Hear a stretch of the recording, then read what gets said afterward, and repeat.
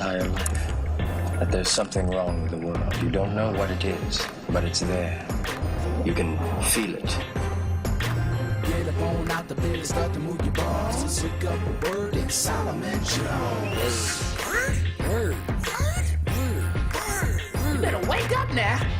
Good morning. This is Solomon Jones on 900 AM, 96.1 FM, WURD, and I want to welcome you to another edition of Wake Up with Word. There's a whole lot to talk about today. Pennsylvania court struck down, the Pennsylvania Supreme Court struck down Donald Trump's latest challenge to the election as utterly ridiculous. We'll talk about that a little bit later on.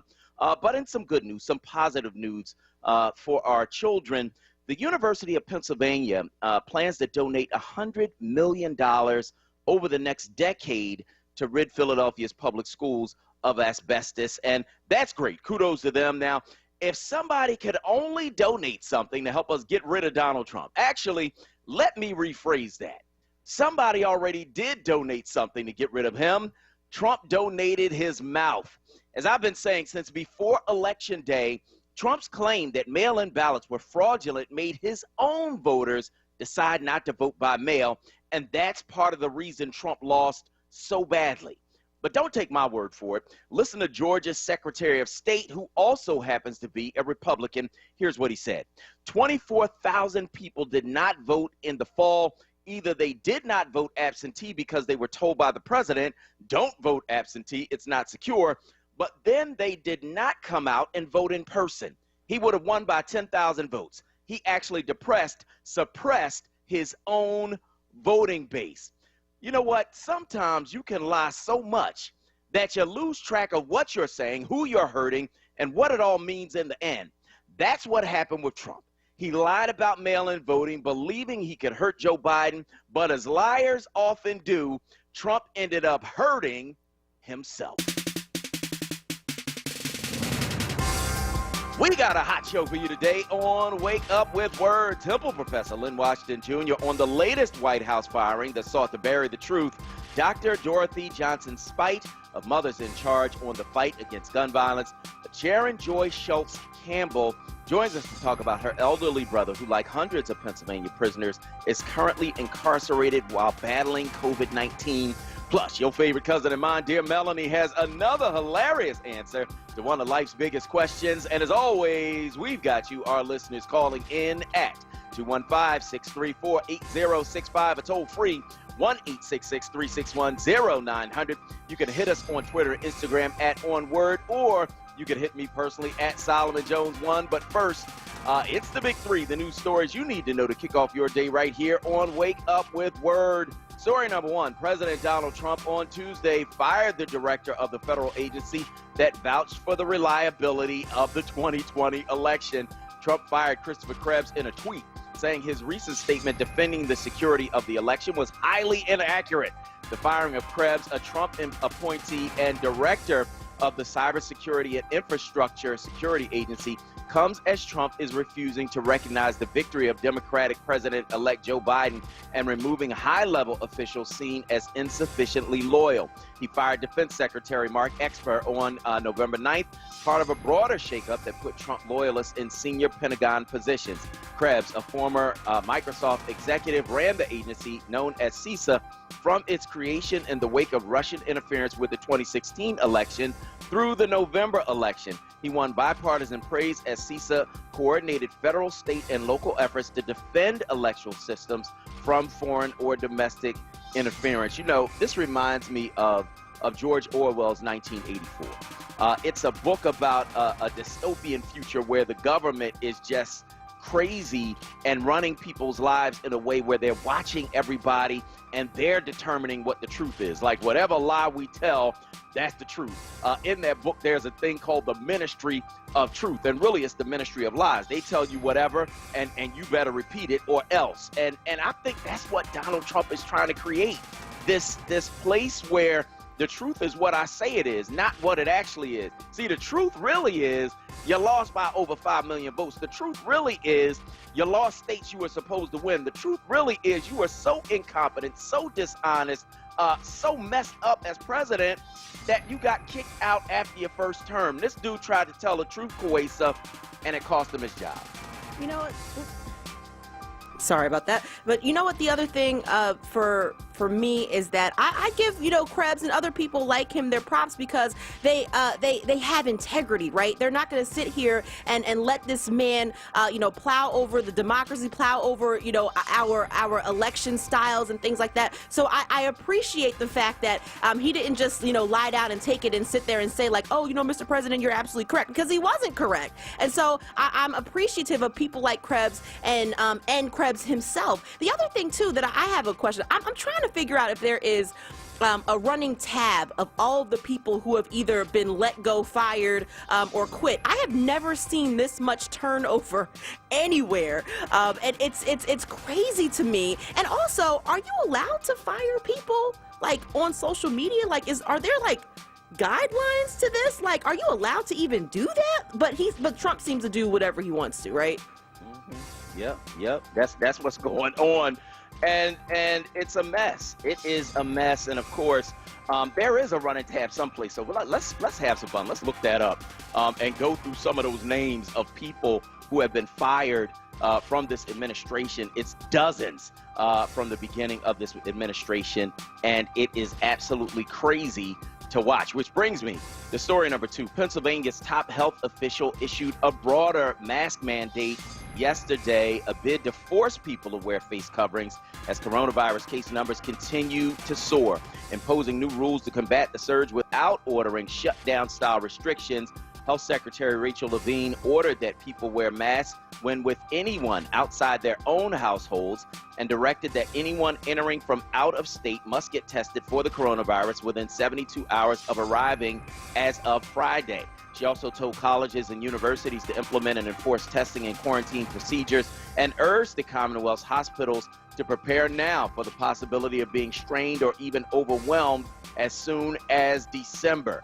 If the state and public do not follow measures to quash the spread, Levine warned, Pennsylvania could run out of intensive care beds in December and could reach 12,000 total virus-related deaths by January and 18,000 by March. More than 9,300 deaths in the state have already been blamed on the virus. Kuwaisa, this is crazy.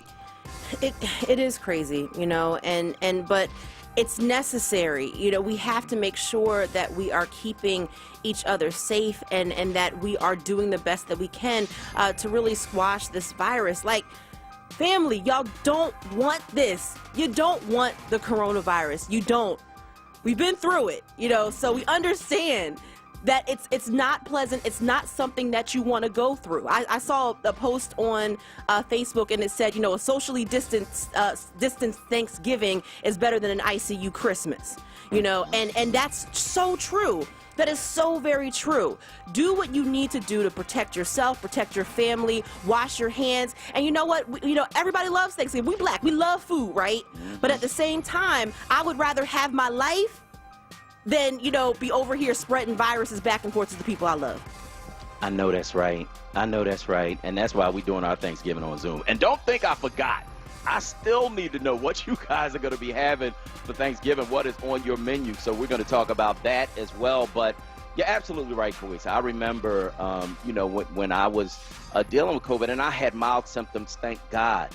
But I'm in here, you know, going through chills and shaking and fever, and my balance is off, and you know, it was crazy.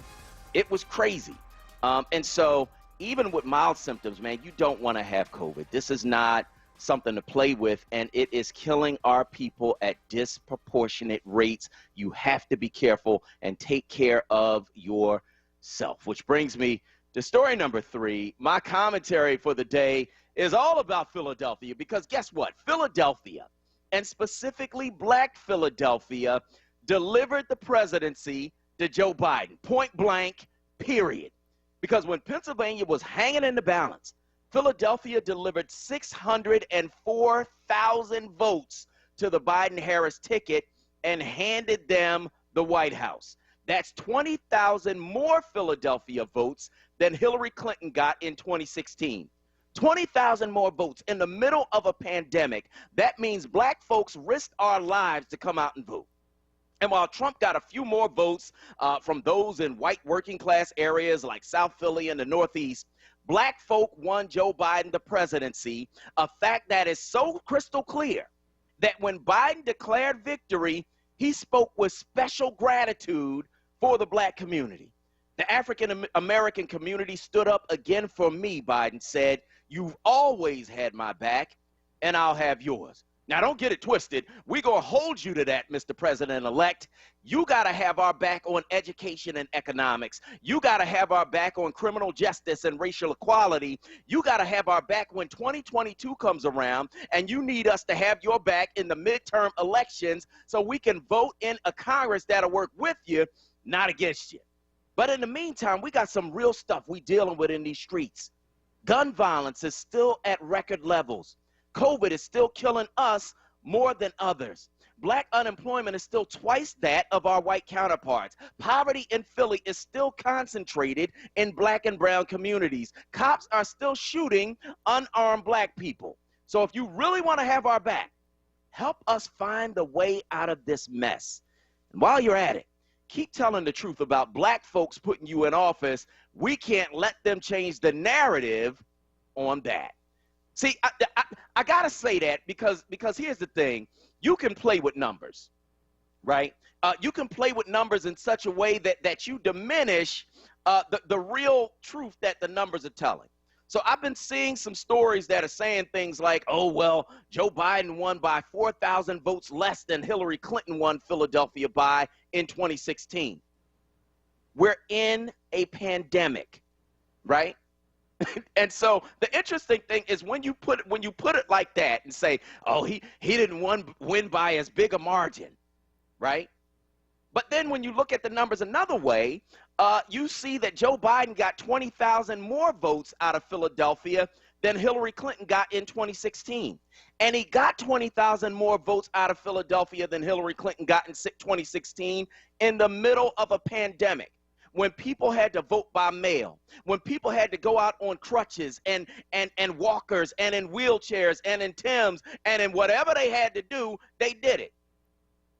When people had to wear masks to the polls, we did it.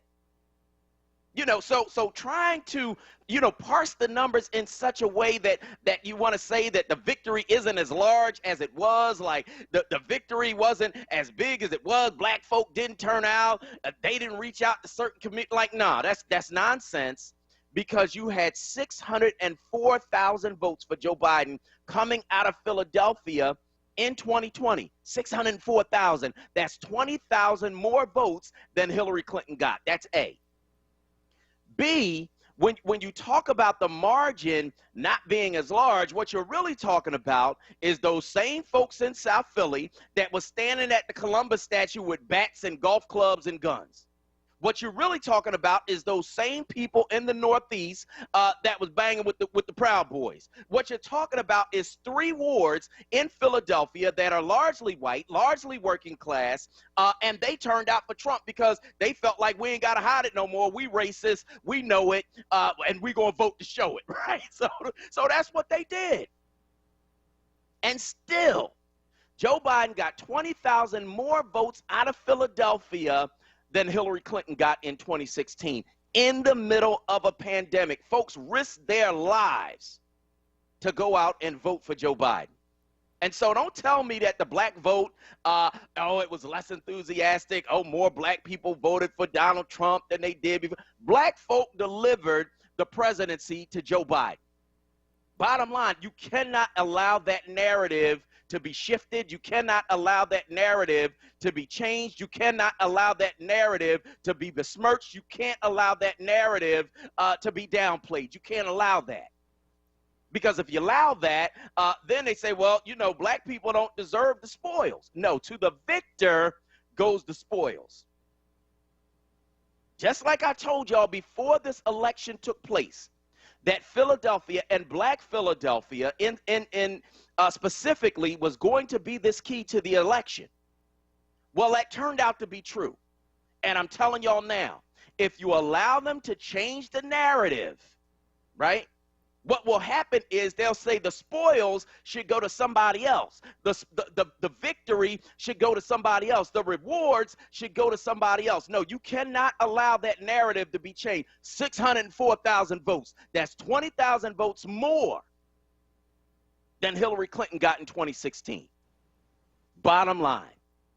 Bottom line. You know, and this notion, right? And I might as well go ahead and say this notion that somehow the campaign didn't work as hard in communities of color, that's not true either. I'm going to tell you a personal story, right? My daughter voted for the first time in the presidential primary this year, right? And so she was set up to vote in the general election.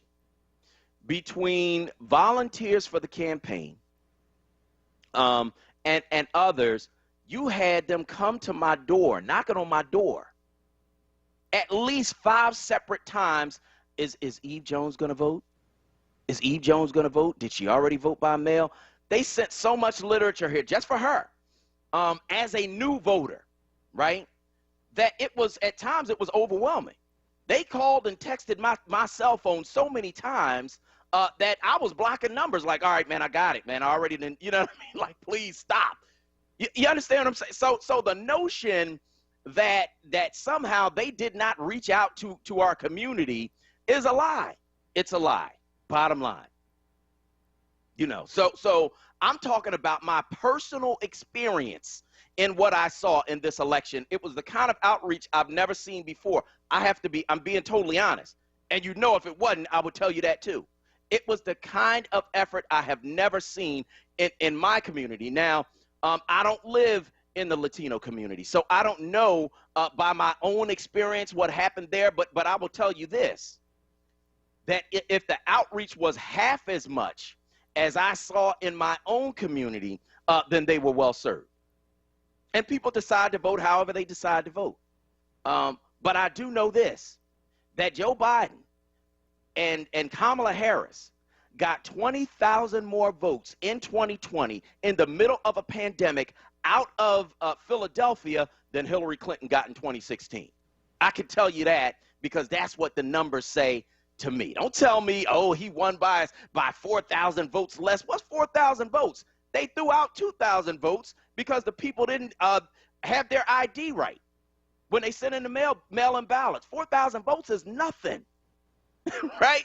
And so, you know, he had 20,000 votes more, and that is largely due to black folks. Do not, under any circumstances, let anybody get away with trying to switch that narrative around and say that it was somebody else. It was some other community. It was some other demographic. No, it was us, and to the victor goes the spoils. We're going to go to break. On the other side, we are going to continue the show right here on WURD. Do you have a K-12 student who does not have reliable internet at home? PHL Connected is here to provide eligible students with free high-speed internet to make sure they always stay connected to digital learning. Dial 211 and press 1 to ask questions and get connected today for free. The hotline is open 24 hours a day, 7 days a week, so call anytime. That's 211 to get your student PHL connected today. In Pennsylvania, it's now illegal to sell tobacco products, including cigarettes, cigars, chewing tobacco, vapes, or electronic cigarettes to anyone under 21. Stores can get fined up to $1,000 for selling tobacco to someone who is underage. Know the law. Check IDs. Post your retailer license. Make sure only employees have access to tobacco products and only sell tobacco products to customers aged 21 and older. Paid for with Pennsylvania taxpayer dollars. WURD Radio presents the following wellness tip to support our listeners with mindfulness and motivation as we continue to navigate the pandemic together. Hi, this is Halana, your resident health and wellness coach, with tips to help you stay well. Many of us have heard this term before, but may not know what it really means. Compassionate living. brings mindfulness and peace to the center of your daily life. Compassionate living can look like this. Number 1, be gentle with yourself and those around you. Number 2, choose to speak kindly to others, even when you're upset. Number 3, become a good listener and practice empathy at home and at work. We sometimes think in order to live with compassion, we have to become someone else. Not so. In fact, allowing peacefulness to be at the center of our daily interactions is something we can practice every day. Go ahead and try it today. Stay well with WURD. Happy living. Stay well with WURD. Connect with us at wordradio.com. Now, a traffic update on WURD Radio. Good morning. This report sponsored by Staples Stores. 95 southbound out of jam. Common Avenue down through Bridge. Busy again from Betsy Ross through Girard. Northbound not bad. Westbound Vine 95 to Broadway slow. Delays again. Heavy Parkway through the Schuylkill Expressway. 76 westbound University through the Vine. You're jammed up through that construction. Eastbound Boulevard in through Girard. A heavy ride there. Not a bad ride on the PA Turnpike. Blue Route 476 still this morning. 55 northbound Deptford into 42. You're jammed now. Staples helps you save on what you need for working or learning from home. Now only at Staples. HP Office Check Plus.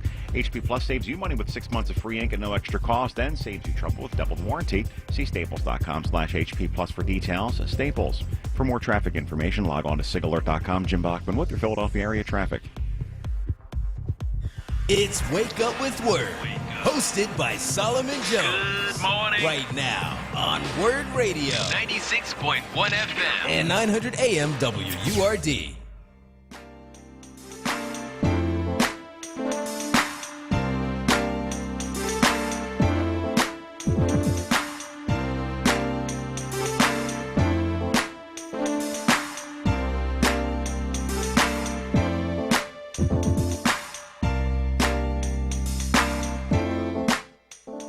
Good morning. This is Solomon Jones on 900 AM, 96.1 FM, WURD. And I want to welcome you back to Wake Up with WURD. So we're talking about the margin of victory for Joe Biden and Kamala Harris in the city of Philadelphia. It was 604,000 votes. That's about 20,000 votes more than Hillary Clinton got out of Philadelphia in 2016. The amazing thing about that, in my view, is that we are in the middle of a pandemic, and people did whatever they had to do to vote. The mail-in ballots, of course, made it easier for some people. For some people, it made it harder because there were a lot of details on those ballots that you had to fill out, and people got their ballots thrown out because they might have signed their name and didn't print their name, or they didn't write their address, or they didn't write the date, and so this was our first time using those, but we'll get better at that as we move forward.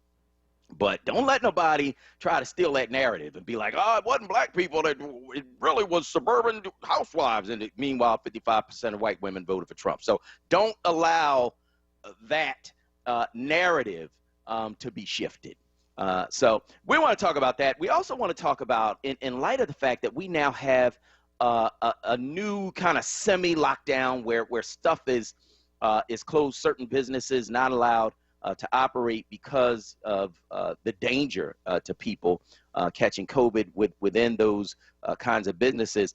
As these lockdowns continue, what are you doing to have fun at home? I want to hear from you. Give me a call, 215-634-8065. That is 215-634-8065. As the lockdown continue, what are you doing to have fun at home? I want to hear about your creativity today. Give me a call. 215-634-8065 is the number that you can call to get in on the conversation right here at WURD. Let's go to the phone lines, talk to Will Mega from West Philly on line 1. Go ahead.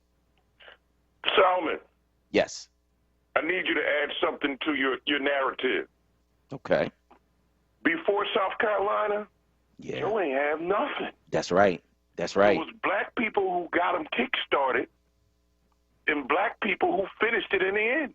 Yep. Whether it be Dirty Water, Detroit, and Michigan, or the motivation we had in Atlanta and Georgia, black folks recognizing what happened at Mayor Arbery. It was black folks. And we ain't got, we already know how we do in Philadelphia. You got that. I ain't worried about that. You handling that. Right. No, you're right. I do need him to President-elect to push that executive order as soon as he gets in office. I don't need him doing a Jim Kenney and promising an end to stop and frisk and wait to the second term to then put it on the ballot. I don't need that. The executive order I'm talking about is around his tuition. On these federal tuition loans. I need him to handle that immediately. And to your question on what creative things are we doing at home? I do this thing, I call it 3 and 3. So every single day, I look at 3 things that I can do to save money and 3 things I can do to make money. Now, not every single day are those 3 things to make money different. So, like yesterday, it may have been opening a new account, right? And then, it may be then the following up with whatever needs to go along with learning more about what comes with that account, right? Okay. So it's not every day a new thing. It may be following up on the thing I started, but I'm making sure I do my 3 and 3. And man, I love it. 3 things to make money and 3 things to save money. That's good. Bro, every single day. And then my pocket's getting fatter. My pocket's getting fatter. I know that's right.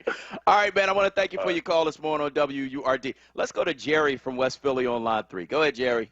Hi, good morning. Once again, what you were saying, I dropped the mic because they did not do the same thing for Hillary. They did not go out. They assumed that she was going to win. And that's right. That's right. I still went out and I voted, but I forgot the number. In fact, I wrote it down on my I voted sticker. And I was like, oh, my goodness, low turnout. Then they started running out saying, did you vote for Hillary? No, did you vote? Did you vote? This time they upped the ante. And I kept on saying, y'all cannot, Democrats cannot for a minute assume that, people going to get out and vote. But I was so proud of them when I went around there to vote. I voted in person. The lines was long, but they kept us moving, and I appreciated that. Because, first of all, I got a little discouraged, I must admit, when they came out with that new voting machine. And I'm like, why y'all doing this? I even wrote Committee of 70. Why now? But they said we were late getting it out. It should have been out. So, okay. So I said, all right. So I went around. They gave us opportunity to learn how to use the machines. Everybody did not take advantage of it. You could go more than one time. And then they came out with the written ballot, and I'm fussing again. But, it's like we're behind the 8 ball, and that needs to change as well. And I was like, it's too important of an election for them to come out with this stuff. But, God, he allowed us to get it together and to do it. And like you said, we're learning. And I thank you so much. I have to tell you, I have learned so much about politics because they say that we was taught in school. I don't know. Maybe I missed that class or something. But, and then, too, I must say, maybe it started knocking the dust off of my brain because I'm older now in some things. But I always voted in every election. I didn't want to assume that, I got to vote for this. I voted every election. I didn't take any chances. So we all have to change our mindset as well.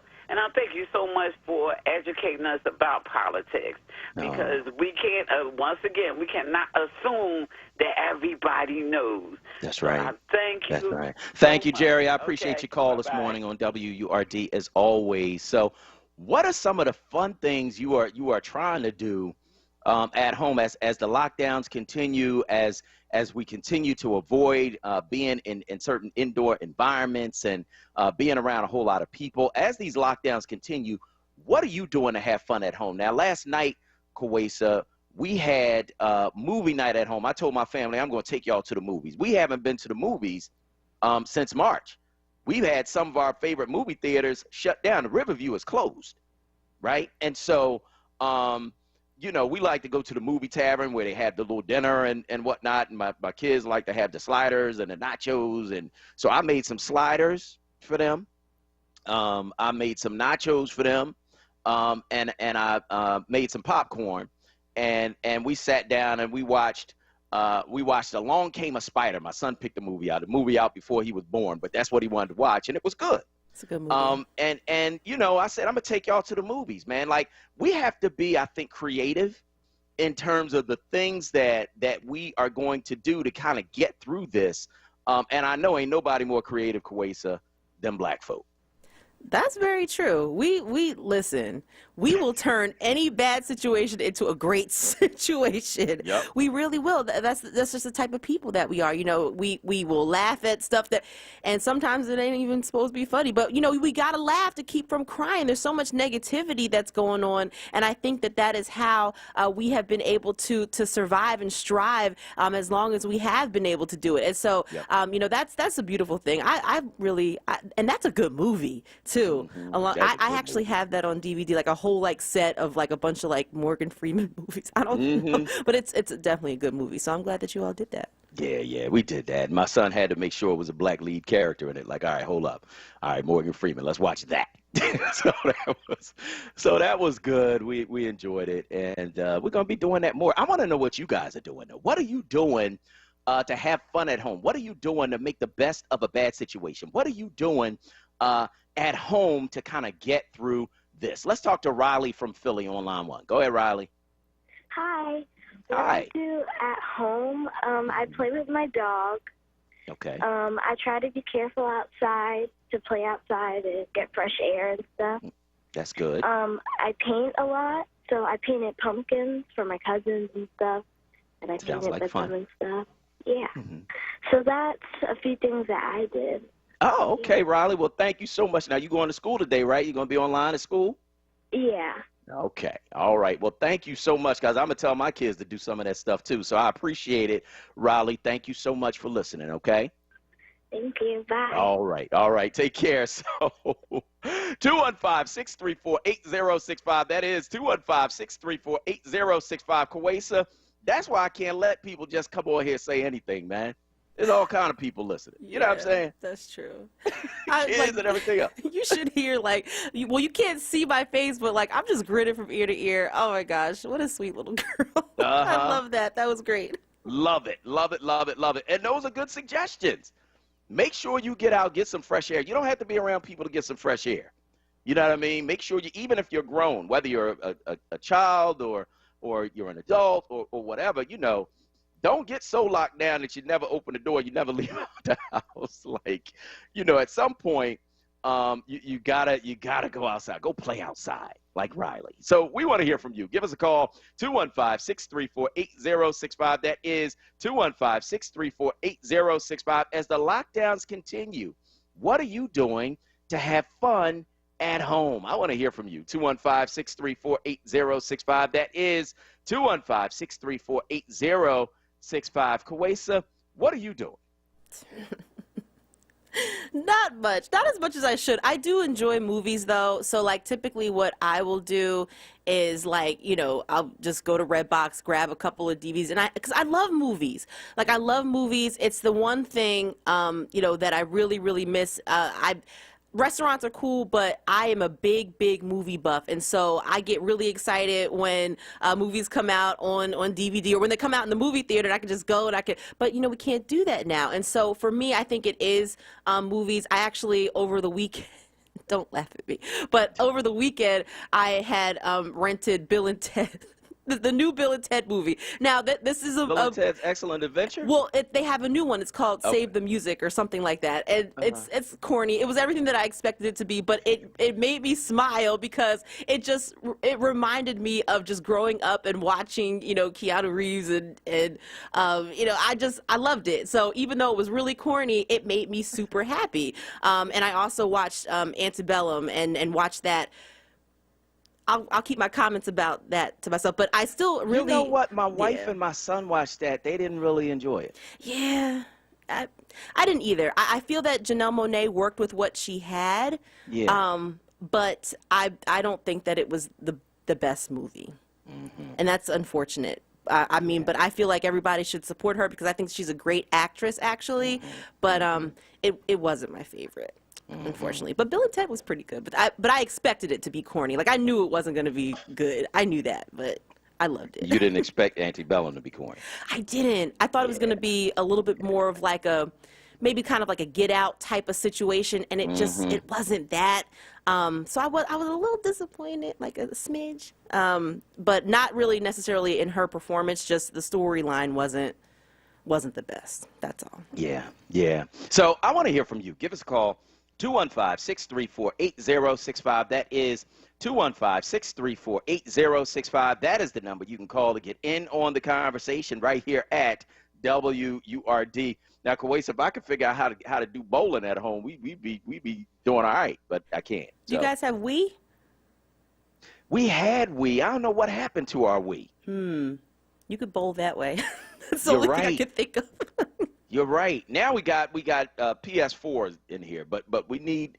I gotta find out what happened to the Wii. We used to play Wii. We used to do boxing on Wii. Tennis. Nobody could tell me that I wasn't Serena. I was like, whole tournaments and everything. Oh, man. One day I'm going to have to tell y'all about how my son kicked my butt in boxing on Wii. He had to be about 4. So we're going to talk about that as well. But what are you guys doing to have fun at home as these lockdowns continue?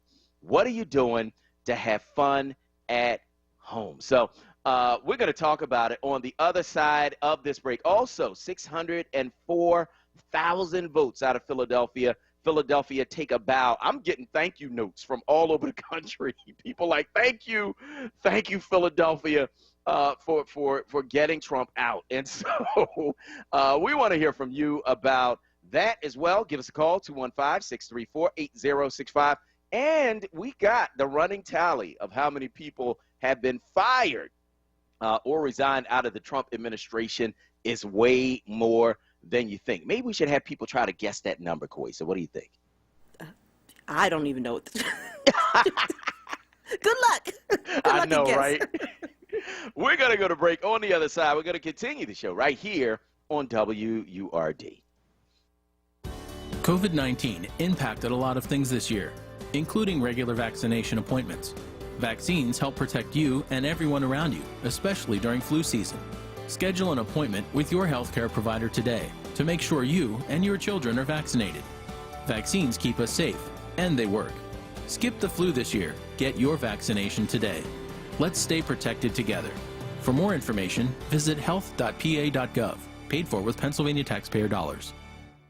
Come smile with Champion Dentistry, the house of smiles. Champion Dentistry has been helping to create, maintain, and accentuate healthy, beautiful smiles for over 30 years. Come have your teeth, gums, and smile checked out with the WURD Cleaning Special. Call now at 215-473-4717 to get your Champion smile or visit them at 1170 North 63rd Street. Save the date. Friday, December 4th from 1 p.m. till 4 p.m. for the 5th annual WURD Empowerment Experience. And this year, the virtual and on-air event will be extra special as we celebrate the career of radio veteran Cody Anderson and discuss the importance of independent black media. For more details about the 2020 WURD Empowerment Experience or to RSVP, visit wordradio.com and stay tuned to WURD Radio, 96.1 FM and 900 AM WURD.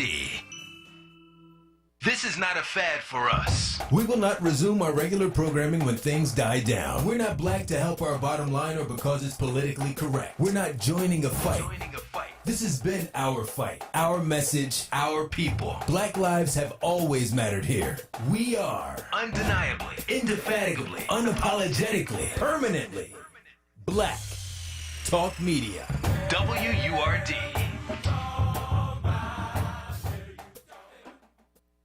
Now, a traffic update on WURD Radio. Good morning. This report sponsored by Staples Store. Still some volume out there. Schuylkill Expressway pretty jammed up westbound. University through the Vine Expressway through the construction zone. Busy again. City out to Gladwin eastbound. From 202 to Belmont, generally slow there. Then Jam Boulevard in through Spring Garden. Westbound Vine 95 through the Schuylkill Expressway. Slow ride. Southbound 95 heavy Cotman through Bridge through construction. Jam Betsy Ross through Girard. 55 northbound. At a jam Deptford in the 42. Staples helps you save on what you need for working or learning from home. Now only at Staples, HP Office Jet Pro printers feature HP Plus. HP Plus saves you money with 6 months of free ink at no extra cost and saves you trouble with double the warranty. See staples.com/HP Plus for details. Staples. For more traffic information, log on to sigalert.com. Jim Bachman with your Philadelphia area traffic. You're waking up with WURD. Hosted by Solomon Jones. Good morning. Right now on WURD Radio. 96.1 FM. And 900 AM WURD.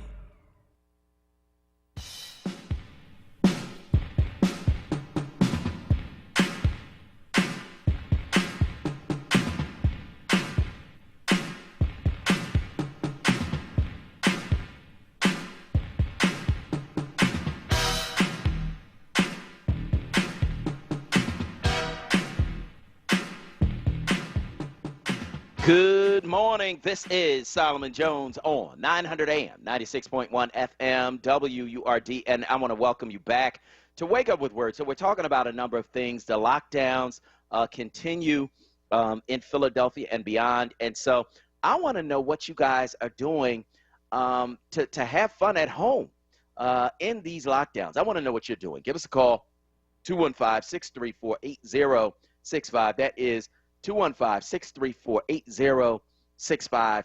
And also, of course, talking about the number of votes coming out of Philadelphia. Philadelphia, a key to Joe Biden winning Pennsylvania. Black Philadelphia specifically. 604,000 votes came out of Philadelphia for Joe Biden. That's about 20,000 more than Hillary Clinton got in 2016. And the amazing thing about it is that it happened in the middle of a pandemic.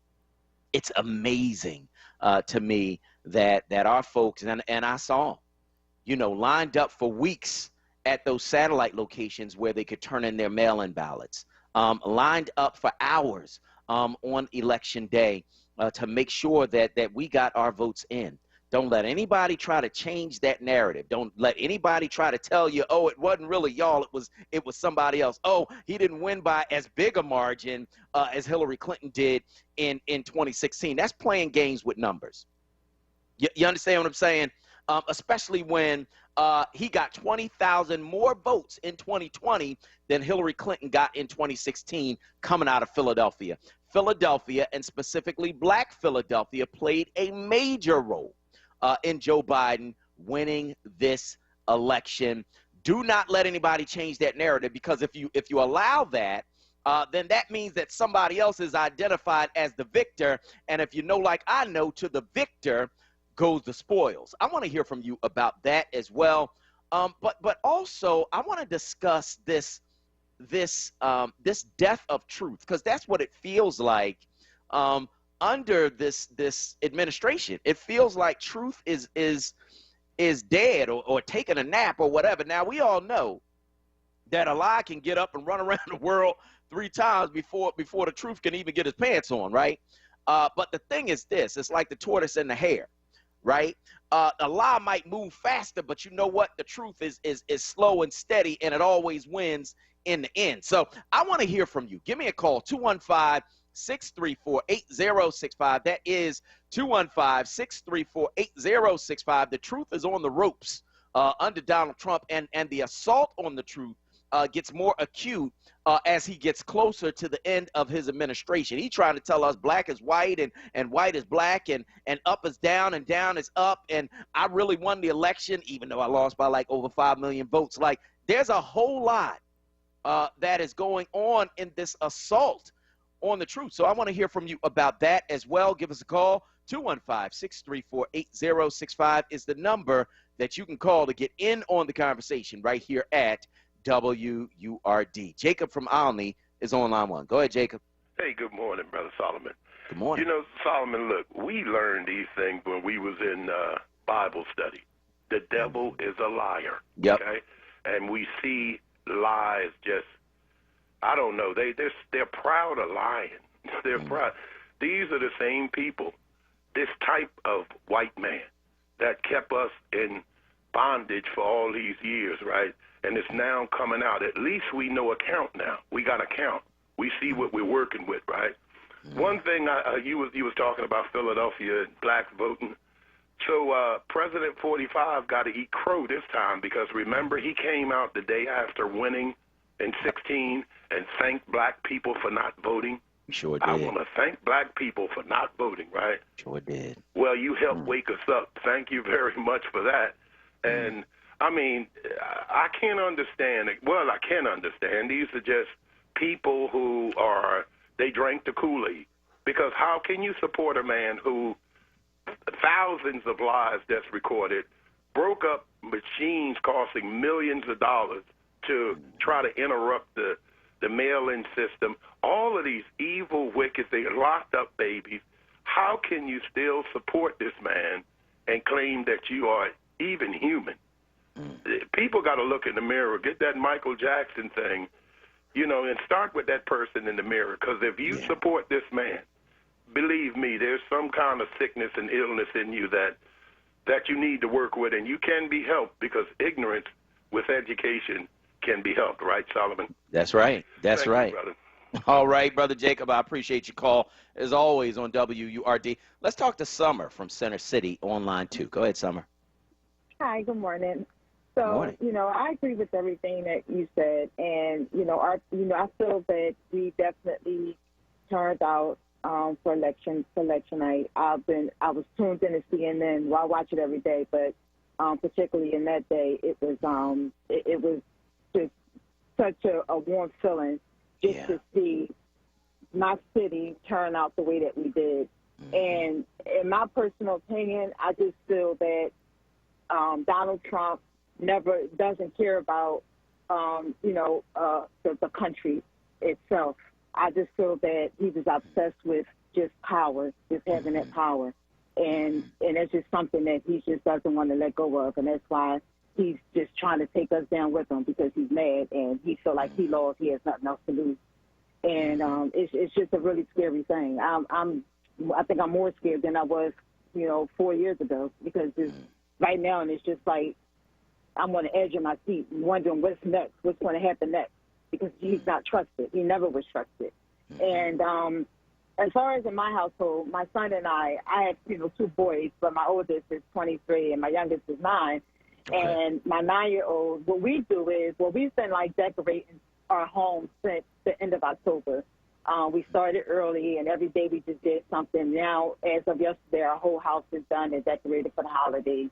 And what we also do is, throughout the week, probably 2-3 times out the week, we'll switch roles. He'll be the adult, I'll be the child. And it's times I'll call him and I'll say, Dad, I'm hungry. I want a peanut butter and jelly sandwich or something like that. And he'll say, oh, my gosh, you keep calling me. What do you want now? I'm trying to play my game. So he gets so annoyed with that when we switch the roles. And I let him see. Now you see what I go through when you're calling me for this and that. So we do that. And so thanks to the holiday, we're going to have a gingerbread house competition, and I'm going to make one. He's going to do one, and we're just going to just be creative and just try to make the best of this situation. Yeah. So thank you for taking my call. I just want You are so welcome, and thank you for calling this morning on WRD. I don't know if I give my kids that much power. They'd abuse it. Kuwaisa, what do you think? Yo, it sounds like so much fun though. I remember, growing up and doing all of those fun types and that's really kind of, I think, what's happening, the I don't want to say the bright side of all this, but I think that people are really finding ways to be creative during all of this and really kind of connect more with their kids. So that's beautiful, honestly. Gingerbread,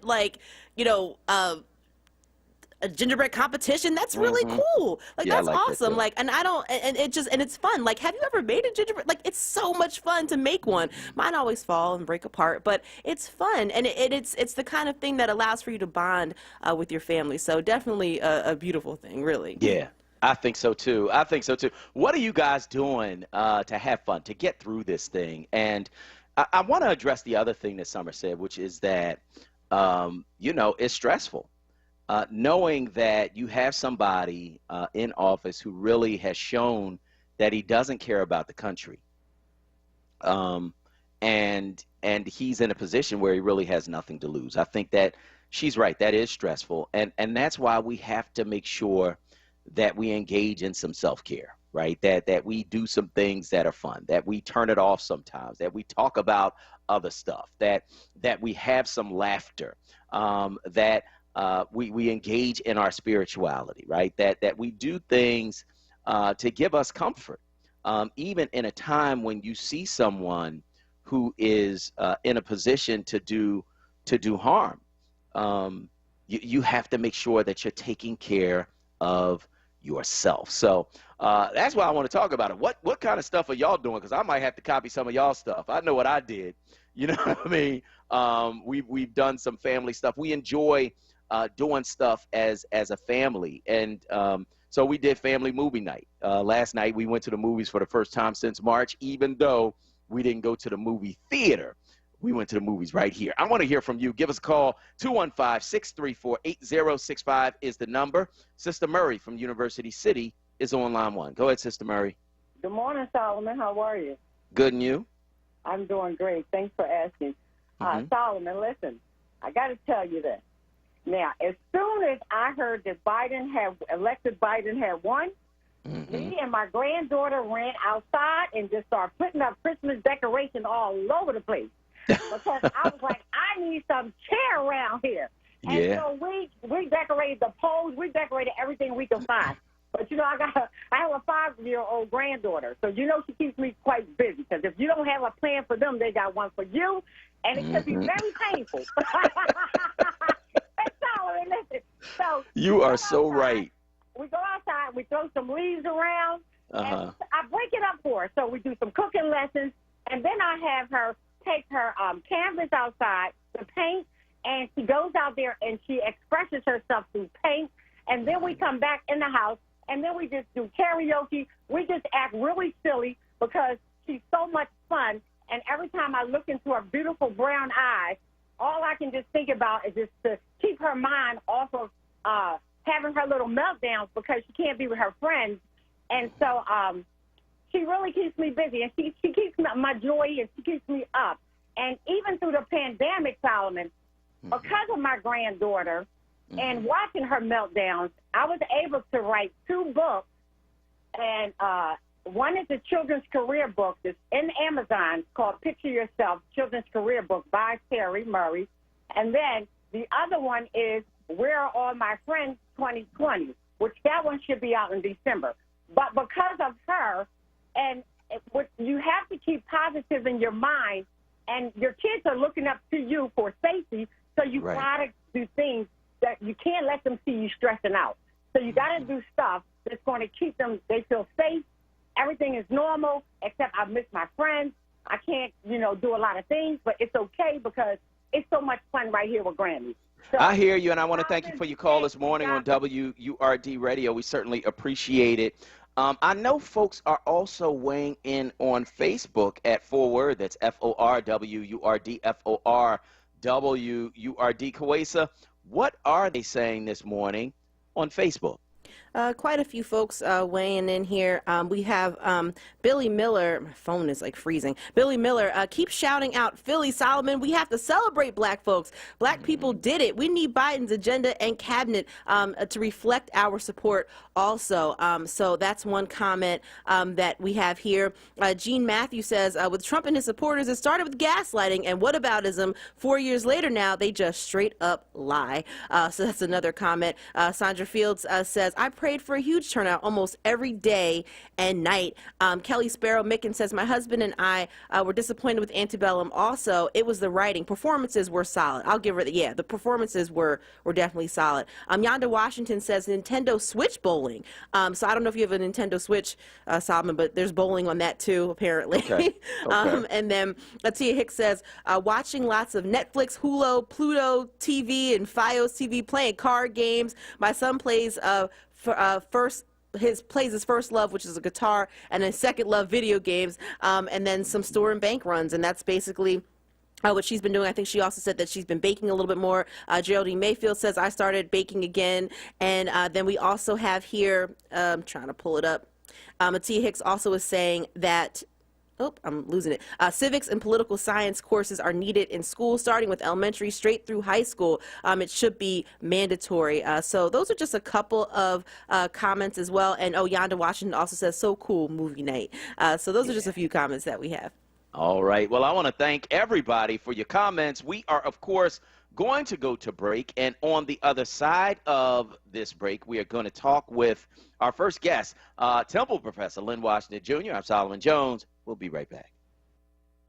There's a pressing need to strengthen pathways to better jobs in communities of color. That's why Bank of America is investing $1 billion to advance racial equality and economic opportunity.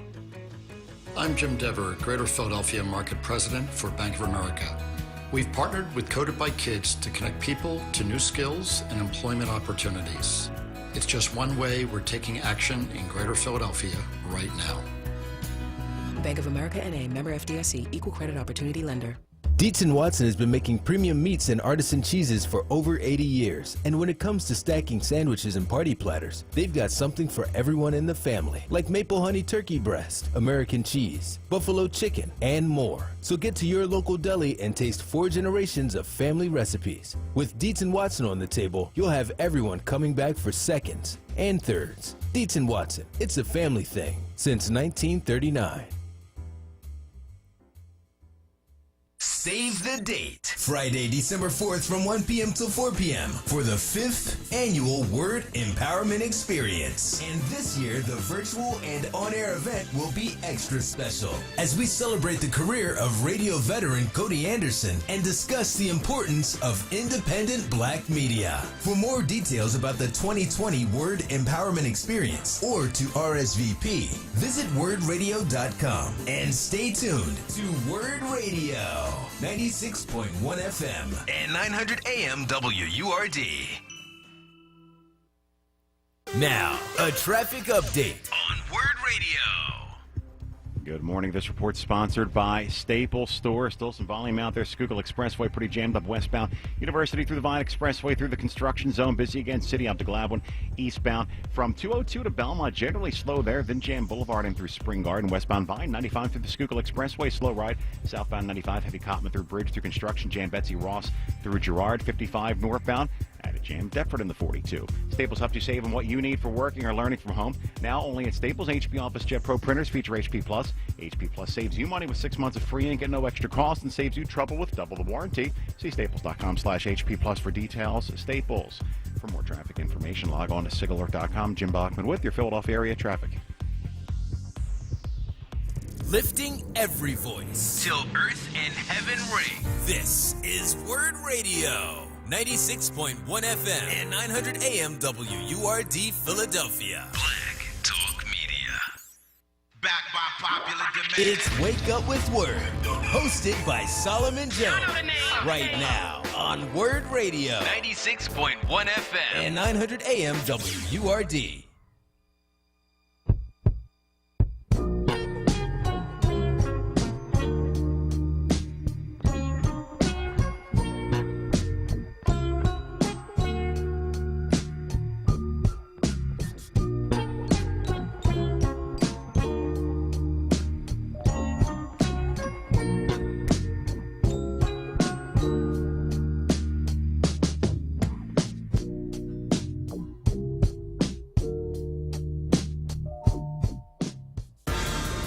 What we saw was misconduct by police. As Malcolm X said, American democracy is nothing but disguised hypocrisy.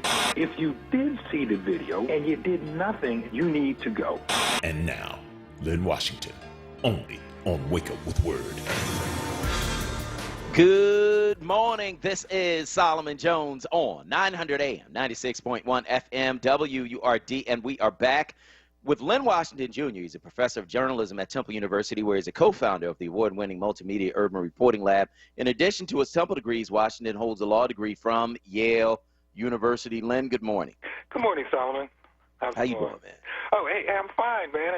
Another day in the bizarro world. It's like an episode. It's like a never-ending episode of The Twilight Zone, Lynn. Oh, yeah. What I saw last night. Because I couldn't go to sleep. Yeah, the Twilight Zone, those Bizarre World comic books where, people walk backwards and the motto was we do everything opposite. But, it just occurred to me that Trump maybe did make America great again. Great in chaos, great in political intransigence, great in failure to deal with the virus, great in racial division. What a mess. Yeah, it is. What a mess. It is. And he's trying to make a bigger mess. Len, this is crazy, man. And here's the thing. He's trying to make all of us believe these crazy lies.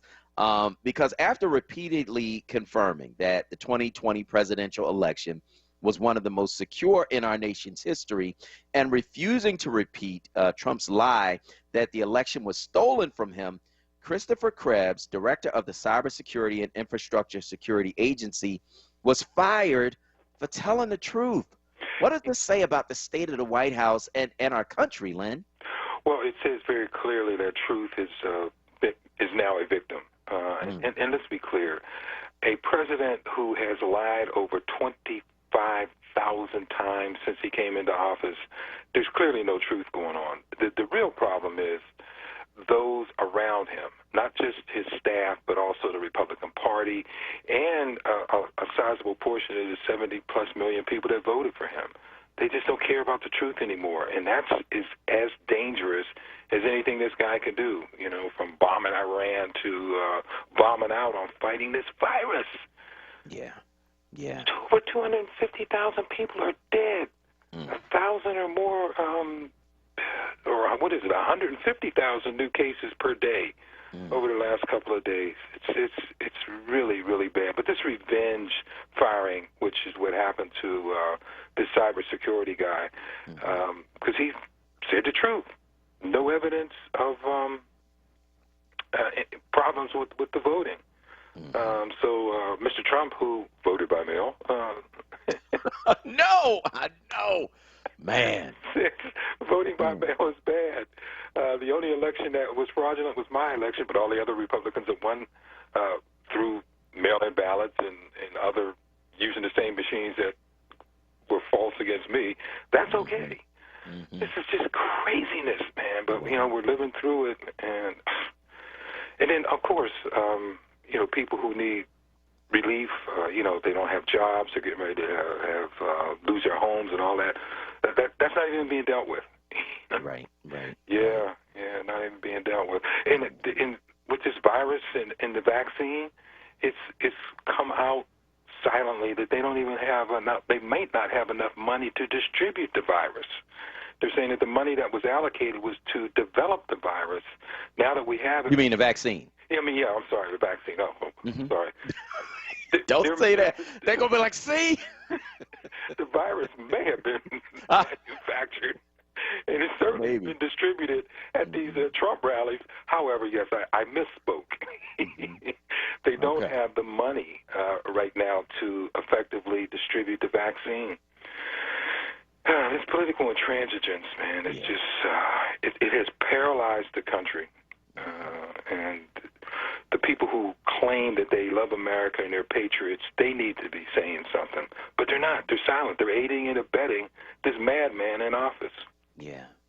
I think that's the thing. That's the thing that saddens me the second most, right? Watching people who know better, who work in politics and in government, not saying anything, and in not saying anything, really helping Donald Trump to peddle lies and conspiracy theories and really harm the country. But the thing that bothers me even more than them standing there and not saying nothing is the people who actually support it, man. 73 million people voted for this dude, Len. Yeah. I mean, y'all have sat here and watched him lie day after day after day. You know he lying because you could see the evidence. And he say one thing, you watch the video of him saying one thing, and then he's saying something else. So you know he lying constantly. He's on Twitter. He's at the golf course. He's doing everything but running the country while 250,000 Americans died from this virus. Right. And you voted for him anyway. You voted for him. That breaks my heart. You haven't gotten $1 million in the bank since Trump has been elected. if not you, at least somebody in your family, or close friends, have lost their jobs, losing their homes, eating ramen noodles because they can't afford anything else, because they have a lack of income. And then there are still people who have applied for unemployment in the spring of this year who haven't received it. Yeah. You know, why hasn't that been fixed? I mean, can't we, you know, what is it, walk and chew gum at the same time? Apparently not. But the silence on the fact that there's such widespread suffering that can be addressed is just despicable, absolutely despicable. But that's the state where our politics has come.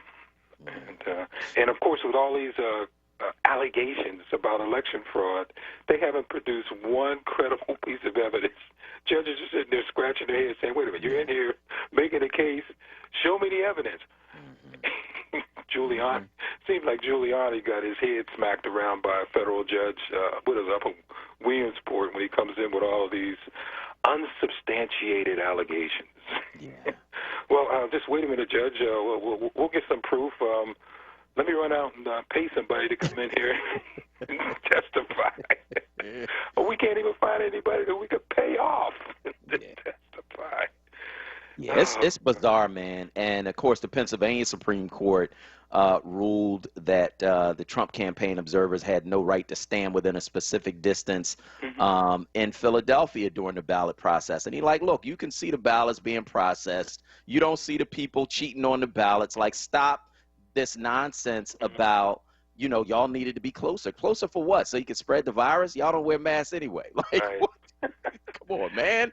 Just bizarre stuff. And so I want to talk about the virus too, because as this virus continues to rage, Pennsylvania is mandating masks. But in some places like South Dakota, where the virus is spreading like wildfire, masks are controversial. Why is wearing a mask a political issue that causes so much controversy, Lynn? I can only say it's another reflection of we are in some sort of a bizarro world. I mean, this was like a comic book back in the 60s. I'm sure many of your listeners who were not alive in the 60s are not aware of that. But it is just so crazy that masks have now become a political issue. When you look at photos from the 1918 Spanish flu pandemic, you see everybody masked up. And they got the mask on, and they're trying to do what they can to mitigate what was then a clear problem. Today, it's you're treading on my rights. Oh, treading on your rights not to catch this virus and die. Yeah, it's really, really sad, man. Really sad. It is sad, and I think again that goes back to Donald Trump, because he had doctors around him. He had Deborah Birx. He had Dr. Fauci. He had the brother who's the Surgeon General, and all of them are like, no. As we learn more about this thing, you know, one of the best protections is if everybody wears masks. The mask protects you. The mask protects me, and it keeps this thing from spreading like wildfire. And because he wanted to pretend that this thing wasn't real, he wanted to pretend that everything was normal. He was more worried about the stock market than people's lives. Like, he was like, no, well, we don't need to wear masks. And by the way, we need to keep schools and businesses and everything open.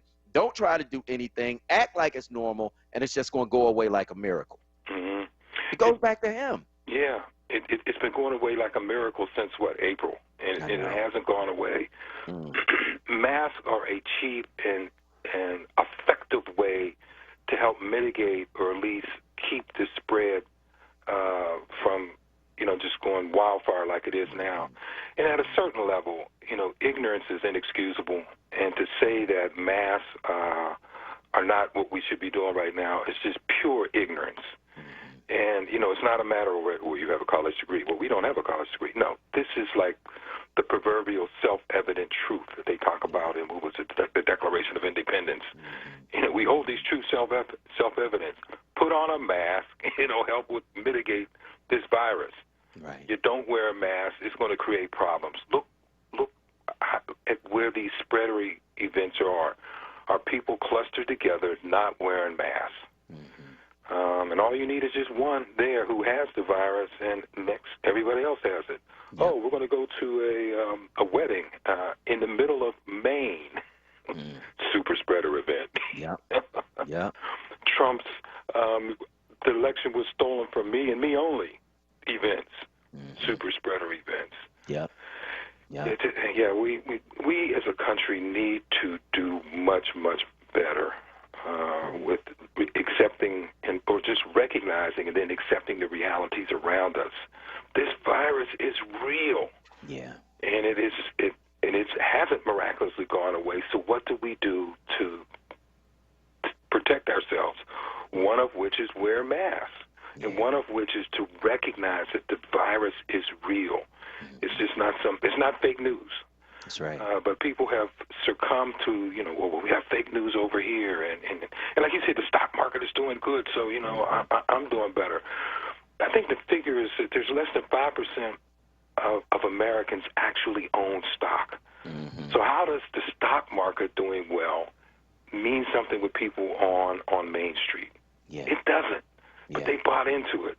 Oh, immigrants are taking my job. Okay. I've yet to see an immigrant, particularly an illegal immigrant, come over here, go to an employer, stick a gun in their head and say, hire me and pay me every week. It's not, black people who voted for Trump on this immigration thing, it's not the immigrants that are taking your job. It's the same white people who've been discriminating against you for decades are the ones who are not giving you a job. Yeah. And but they don't get it. They don't get it. And now the remainder of the citizens who are trying to get it and trying to do all they can to really make America great again are being penalized by this. Yeah.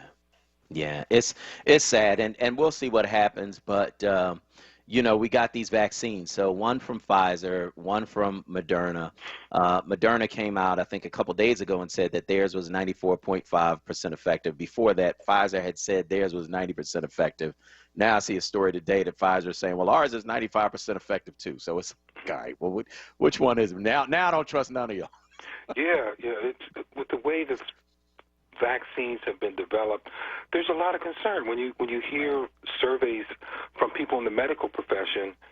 40 to 60% of them don't even want to take it. They don't trust it.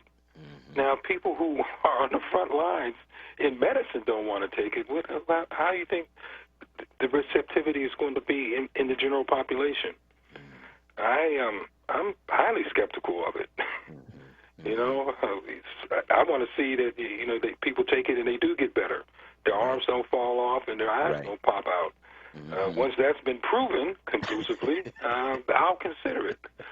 Beyond that, I'll be hunkered down in my house, counting inches on the wall space for the 10th time. I hear you, man. So we'll see. We'll see. The doctors that I've talked to have said that, the testing has been good. Now, if it had come out before the election, I really would have been like, nah, I can't. No. No. But, I think the more time they have to develop it, I'm seeing them stop some of the trials, which is good.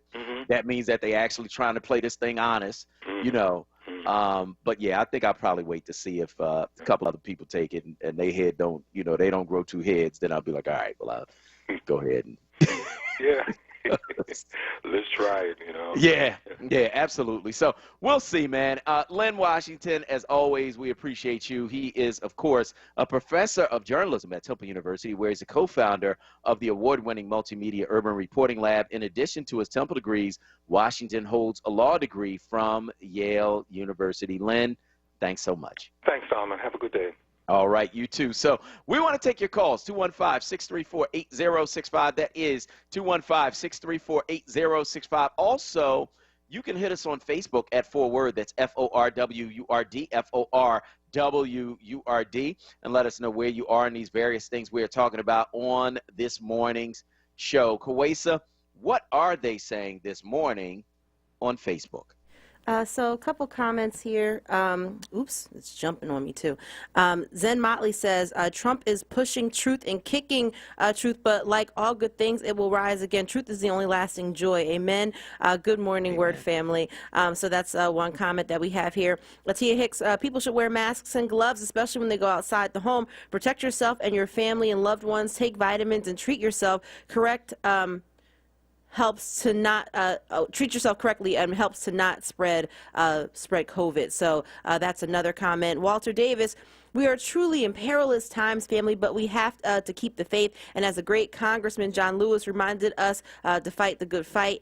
And then also, we have here, I'm trying to pull everything up. Sorry about that. We have Tahia Nyahuma. The outreach from the Democrats in my community, North Central Philadelphia, was 3 to 6 phone calls every day, including Sunday, and door-to-door knocking in the last week. Even an older white woman, maybe in her 70s, was knocking on doors in my community. I passed out literature, hung signs. Black folks in Philadelphia understood the seriousness of this situation. And so that's another comment that we have. And lastly, Nicole Streets is saying, it's frustrating because most people are wearing masks, washing their hands, etc. It's so crazy that it's still out of control. So that's another comment that we have also. Yeah. I think it's a lot, man. I think that you have people who are just tired, and impatient.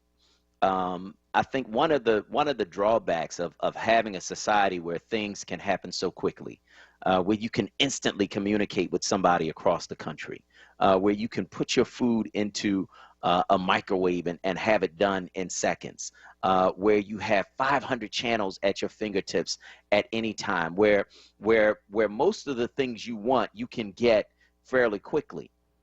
I think one of the drawbacks of having a society like that is it makes people very impatient.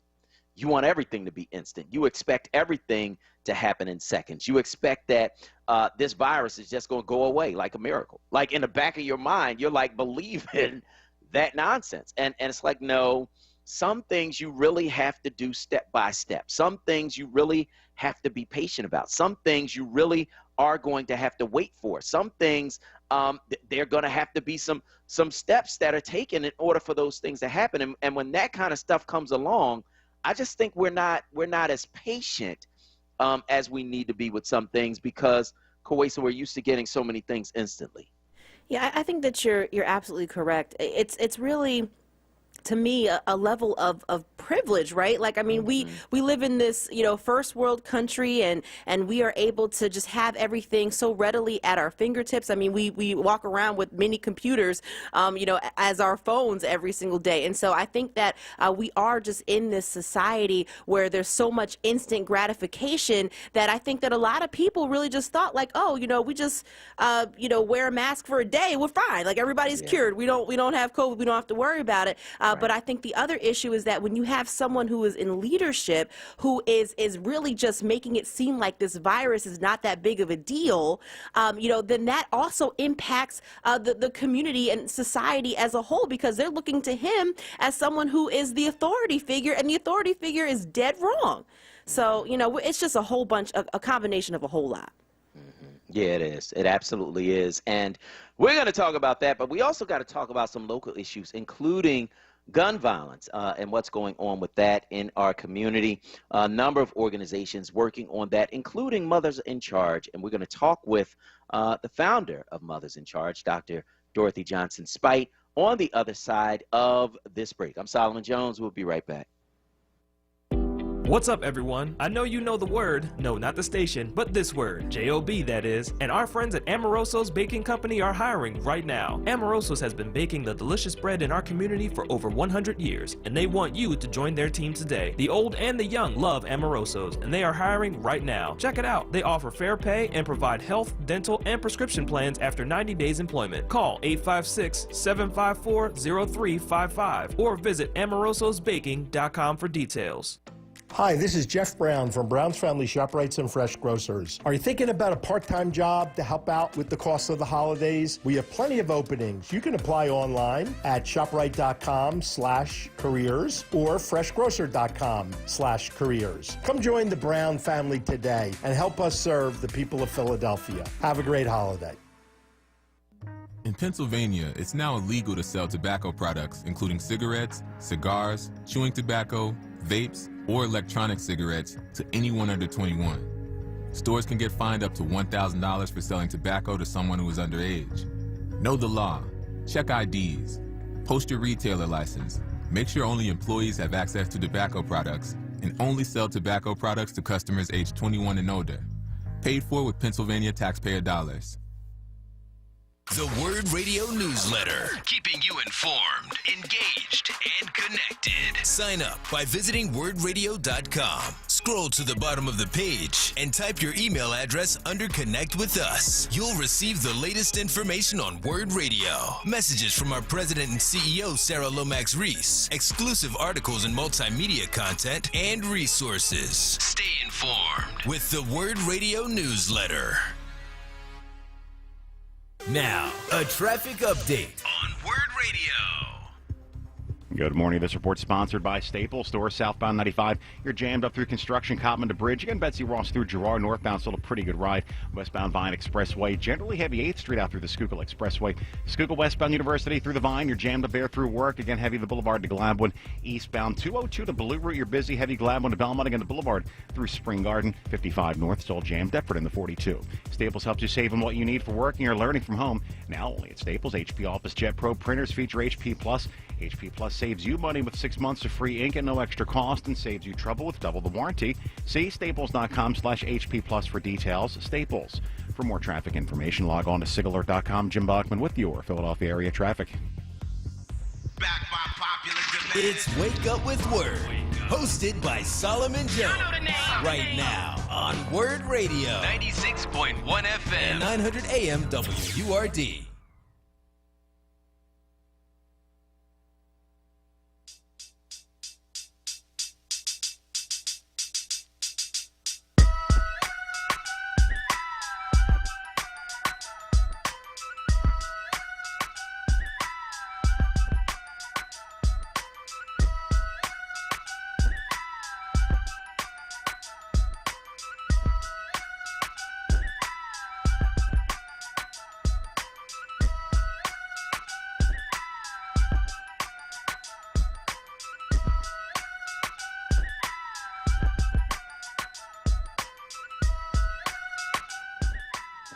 Good morning. This is Solomon Jones on 900 AM, 96.1 FM, WURD, and I want to welcome you back to Wake Up with WURD. Gun violence continues to be an issue in Philadelphia, and we continue to fight against it. I mean, there are many organizations working on the issue in different ways, and one of them, of course, is Mothers in Charge.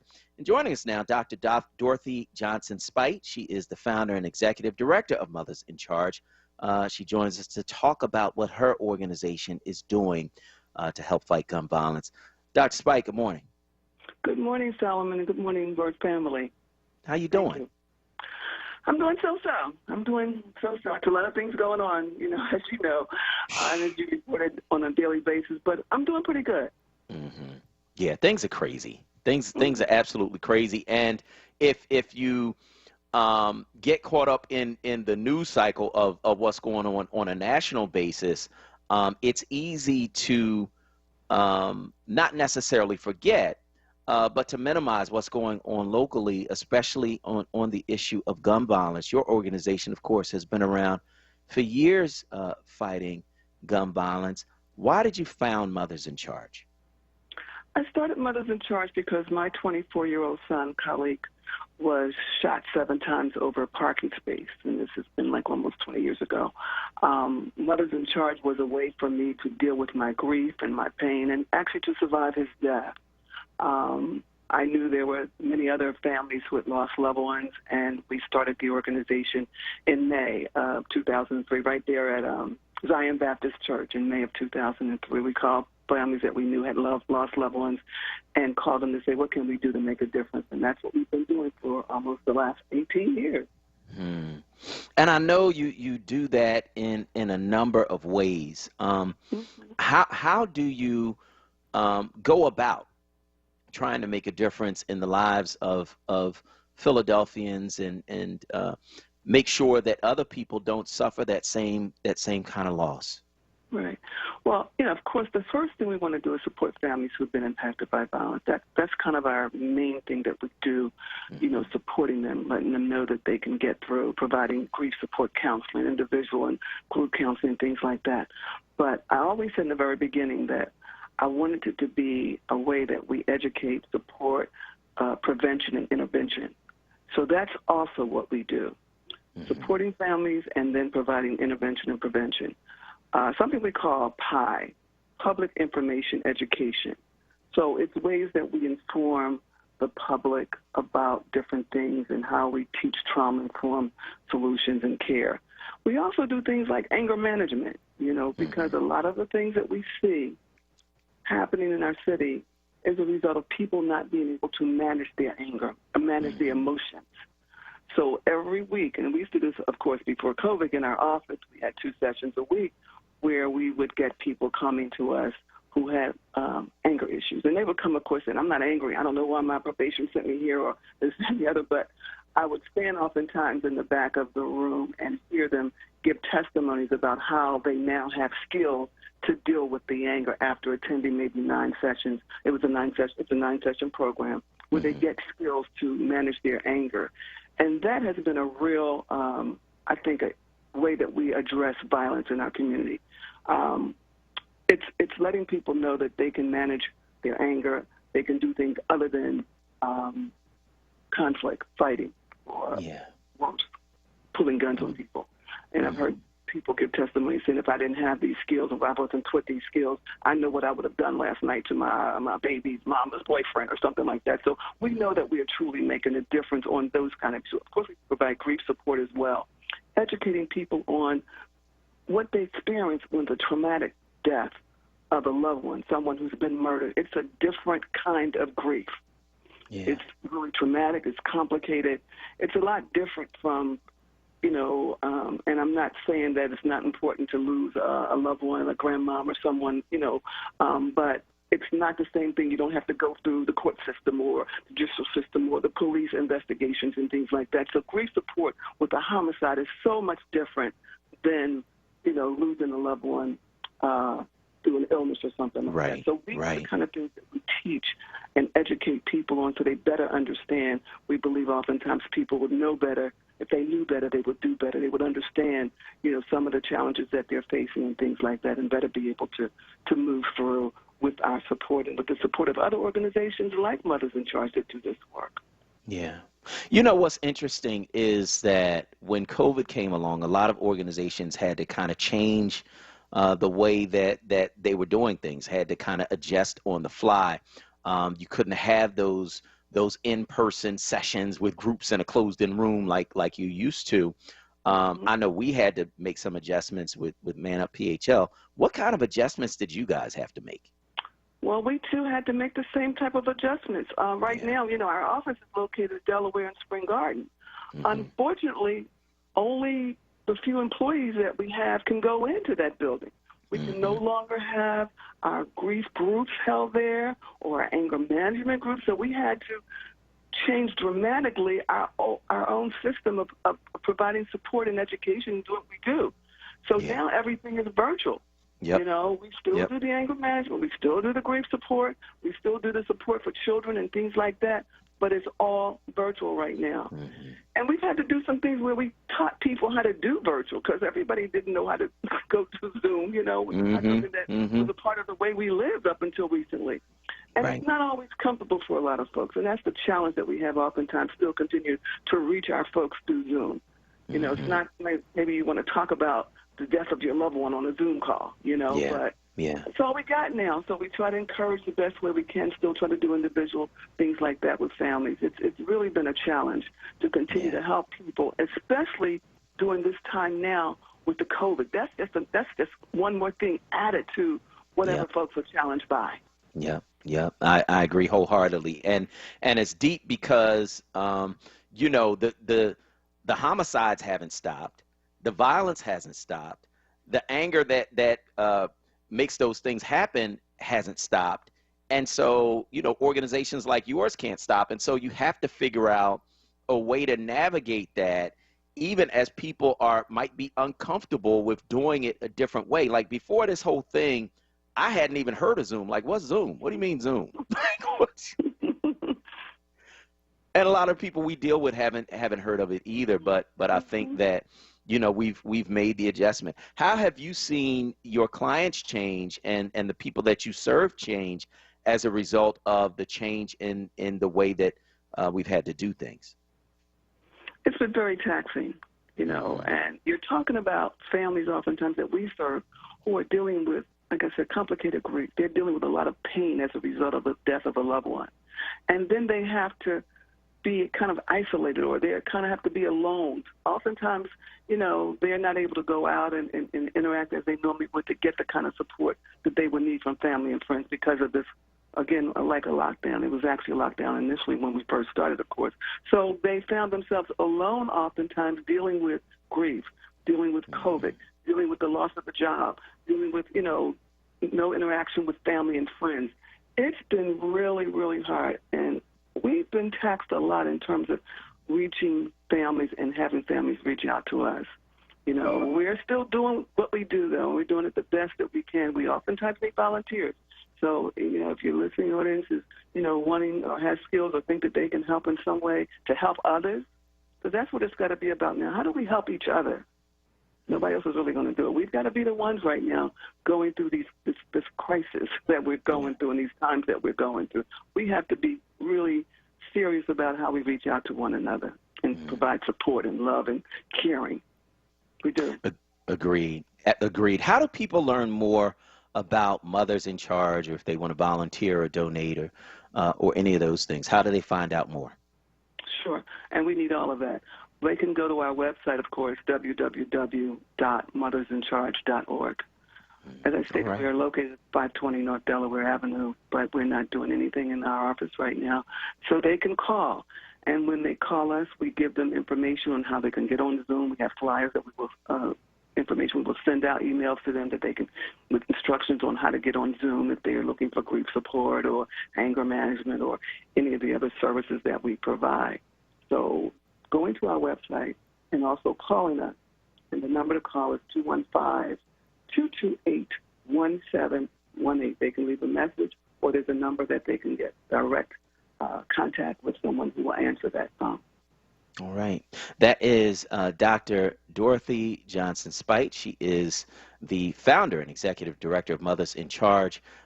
She joined us to talk about what her organization is doing to help fight gun violence. I want to thank you so much for joining us this morning on WURD. Thank you, and thank you for all that you do, Solomon, as well. You're welcome. You're welcome. So we want to hear from you. Give us a call, 215-634-8065. That is 215-634-8065. That is the number that you can call to get in on the conversation right here at WURD Radio. Let us know where you are in these various things we are talking about on this morning show, 215-634-8065. That is 215-634-8065. That's the number you can call to get in. You can, of course, also weigh in on Facebook at FORWURD. That's FORWURD, FORWURD, and let us know where you are on these topics. This morning, now, one of the comments on Facebook, Kwesa, you know, I read through them too, was from Rebecca from Springfield. You remember Rebecca from Springfield, right? I sure do. Yeah, Rebecca from Springfield came to the rescue when I couldn't find my coffee cup in the studio. You remember that? I do, and it's a nice. Yeah, it was a traumatic time. Yeah, it was a traumatic time, and Rebecca from Springfield came to the rescue, and she helped by providing me with another coffee cup. Now, she's seen me. I'm drinking tea this morning. She's seen me drinking my tea out of another cup, and she was appalled, Kwesa. She was appalled. Yeah, I can understand.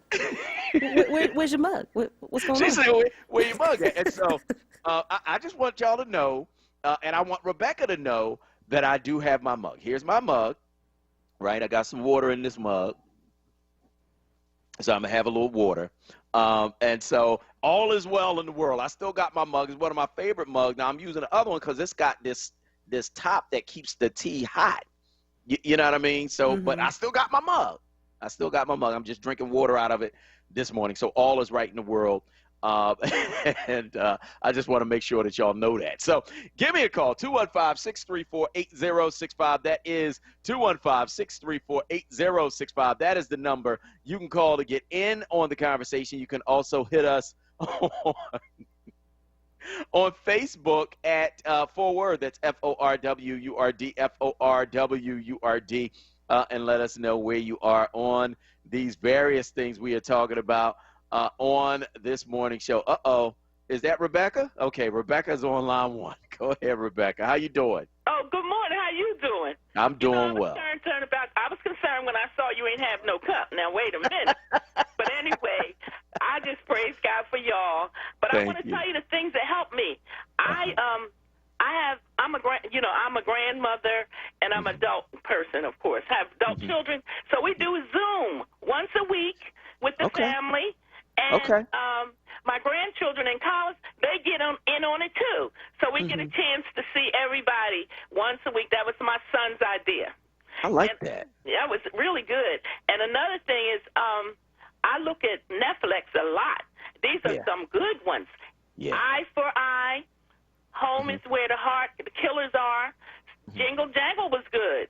Our Bridge, Messenger, Knock Knock, Heavenly Scholars, Shadowed Theories, and Backfire. These are some really good movies to look at on Netflix. Okay. Now, my wife... God for everybody and all that you're doing. I really, appreciate, I pray for you all the time. I don't always call because sometimes I don't want to be repetitious. There's so much going on. But I'm praying for y'all all the time. But those things help me. And another last thing is on Sunday, I look at multiple church services. Really, really good. And really calms you down and helps you out. Okay, God bless. Have a great day. God bless you, too, and thank you so much. We appreciate you, as always, right here on WURD. You know, when we watched Along Came a Spider last night, my wife wanted to watch Jingle Jangle, and I know she's listening, and I know she's going to mention that. See, Rebecca from Springfield said Jingle Jangle was good. Y'all should have watched that. We'll watch that next time. The next movie night, we'll watch that. But I heard it was good. It's like a Black Christmas movie. You know what I mean? Yeah. You know, ain't nothing like a Black Christmas Kawasa. You know that, right? I do know that. I sure do. And I've been hearing great things about Jingle Jangle as well. So I definitely want to jump into that and see, like, Felicia Rashad is in it, and Forrest Whitaker. I think that John Legend had some influence on that as well. I think he was a producer or something like that. So we got to support Black, and I did. I just heard it was really cute, and I think that we as Black, but we need to be able to have some of those, like, kind of cheesy Lifetime Christmas movies. And so, I'm excited to watch it. Maybe I'll sit down and watch it this weekend. We'll see if it'll bring me a little bit of holiday cheer. Yep, we're going to check that out. So I want to hear from you. Give me a call, 215-634-8065. That is 215-634-8065. That is the number you can call to get in on the conversation right here at WURD Radio. Let us know where you are in these various things we're talking about on this morning show. We're going to go to break. On the other side, it's What's Trending right here on WURD. PECO is here to help this winter. With LIHEAP, you can get up to a $1,000 cash grant towards your PECO bill. You don't have to be behind on your bill to qualify, and you'll never have to pay it back. Even a family of 4 with an annual income of $40,000 is eligible. So don't count yourself out. This deal is first come, first served, so apply now at PECO.com/LIHEAP or call 800-34-HELP4. That's 800-34-HELP4. Listen to Laborers Live. We created the weekend. We created the 40-hour work week. We just want enough to feed our family, be able to send our children to college, and let our next generation do better than we did. To people that might have forgot how important unionism is in a country like the United States. People now infringing on our 8-hour work day, trying to work people more than 8 hours without overtime, trying to work people without benefits. In the long run, everybody's getting a fat paycheck except the worker. So this is really a wake-up call for America. The struggle is continuous. Tune in to Laborers Live every Friday Friday from 4 to 5 p.m. Sponsored by LESIT, the Laborers Employers Cooperation Education Trust of the Laborers District Council of Philadelphia and vicinity. Local 332, Sam Staten Jr. Business Manager. Local 57, Esteban Vera Business Manager. Local 135, Dan Woodall Jr. Business Manager. Local 413, James Harper Jr. Business Manager. The Laborers District Council, Ryan Boyer Business Manager, and Tony Staten, Executive Director of LESIT. WURD Radio presents the following wellness tip to support our listeners with mindfulness and motivation as we continue to navigate the pandemic together. Hi, this is Helana, your resident health and wellness coach, with tips to help you stay well. Many of us have heard this term before, but may not know what it really means. Compassionate living brings mindfulness and peace to the center of your daily life. Compassionate living can look like this. Number 1, be gentle with yourself and those around you. Number 2, choose to speak kindly to others, even when you're upset. Number 3, become a good listener and practice empathy at home and at work. We sometimes think in order to live with compassion, we have to become someone else. Not so. In fact, allowing peacefulness to be at the center of our daily interactions is something we can practice every day. Go ahead and try it today. Stay well with WURD. Happy living. Stay well with WURD. Connect with us at wordradio.com. It's Wake Up with WURD, hosted by Solomon Jones. Good morning. Right now on WURD Radio. 96.1 FM. And 900 AM WURD.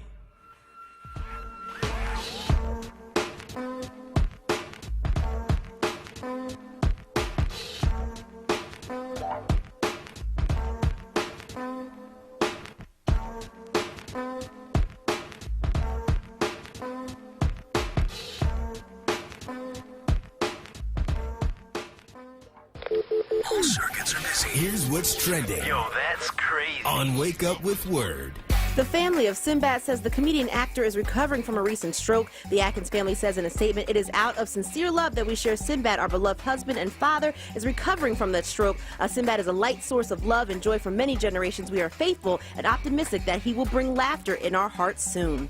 And a picture of a smiling Will Smith sandwiched between both women who played Aunt Viv on the 1990s hit sitcom The Fresh Prince of Bel-Air is making its way around the internet. Smith unveiled the first trailer for the show's upcoming 30th anniversary reunion, set to debut this week. Back in '93, Janet Huber, a.k.a. dark-skinned Aunt Viv, was replaced by Daphne Maxwell Reid, known as light-skinned Aunt Viv. And people has named Michael B. Jordan the sexiest man alive in 2020.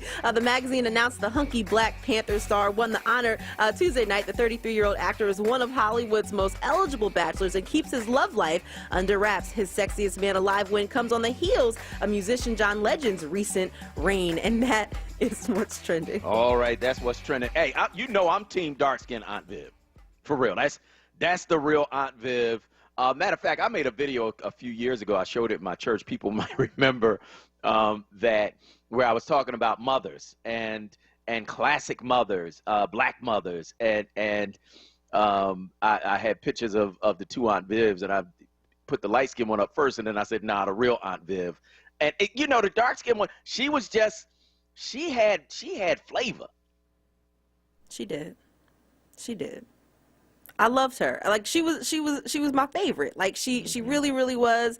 And that's no shade to the other Aunt Viv, because she's an amazing actress in her own right. I think that people were just really feeling salty. And I think the other part too was that, anybody who's, brown skin like me, I felt it like as a slap in the face. Where I was like, well, wait a minute. Like, why would you do that? Why would you, replace her like that? I mean, of course, we didn't know the stuff that was going on behind the scenes, but at the same time, it was just completely different, and she didn't play the role the same way. Like, we wanted that sassy, and she had all the all the good attitude, right? The black mama attitude that we all love and care about, and it was gone once dark skin Aunt Viv left. Yeah, so I'm team dark skin Aunt Viv. I am, and I'm glad to see that they reconciled, because you alluded to the stuff that was going on behind the scenes. Like, she was giving Will Smith a hard time. Like, she had an attitude on the screen and off the screen, and that I think was the issue.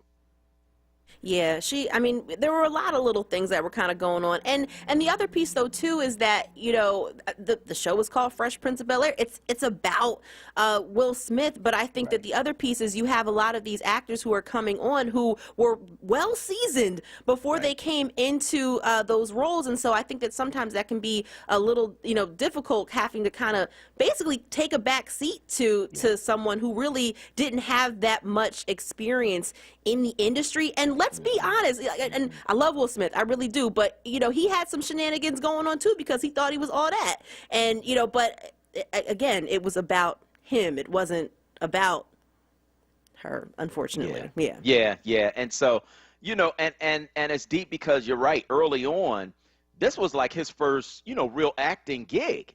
And early on, he's like learning on the job on that show. I've seen some documentaries about it where, Will Smith was like, he would memorize the whole script.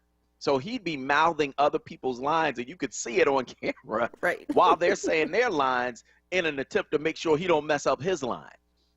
And so you're right that, I've been doing this thing for 20 years, and you just got here, son. Let me tell you something. That wasn't going to work. And so there was that tension. But I'm so glad that they have reconciled, that all of them are together. Light-skinned Aunt Viv, dark-skinned Aunt Viv, everybody is together, especially since the actor who played Uncle Phil has passed on. So it's good to see everybody else kind of come back together and have that reunion.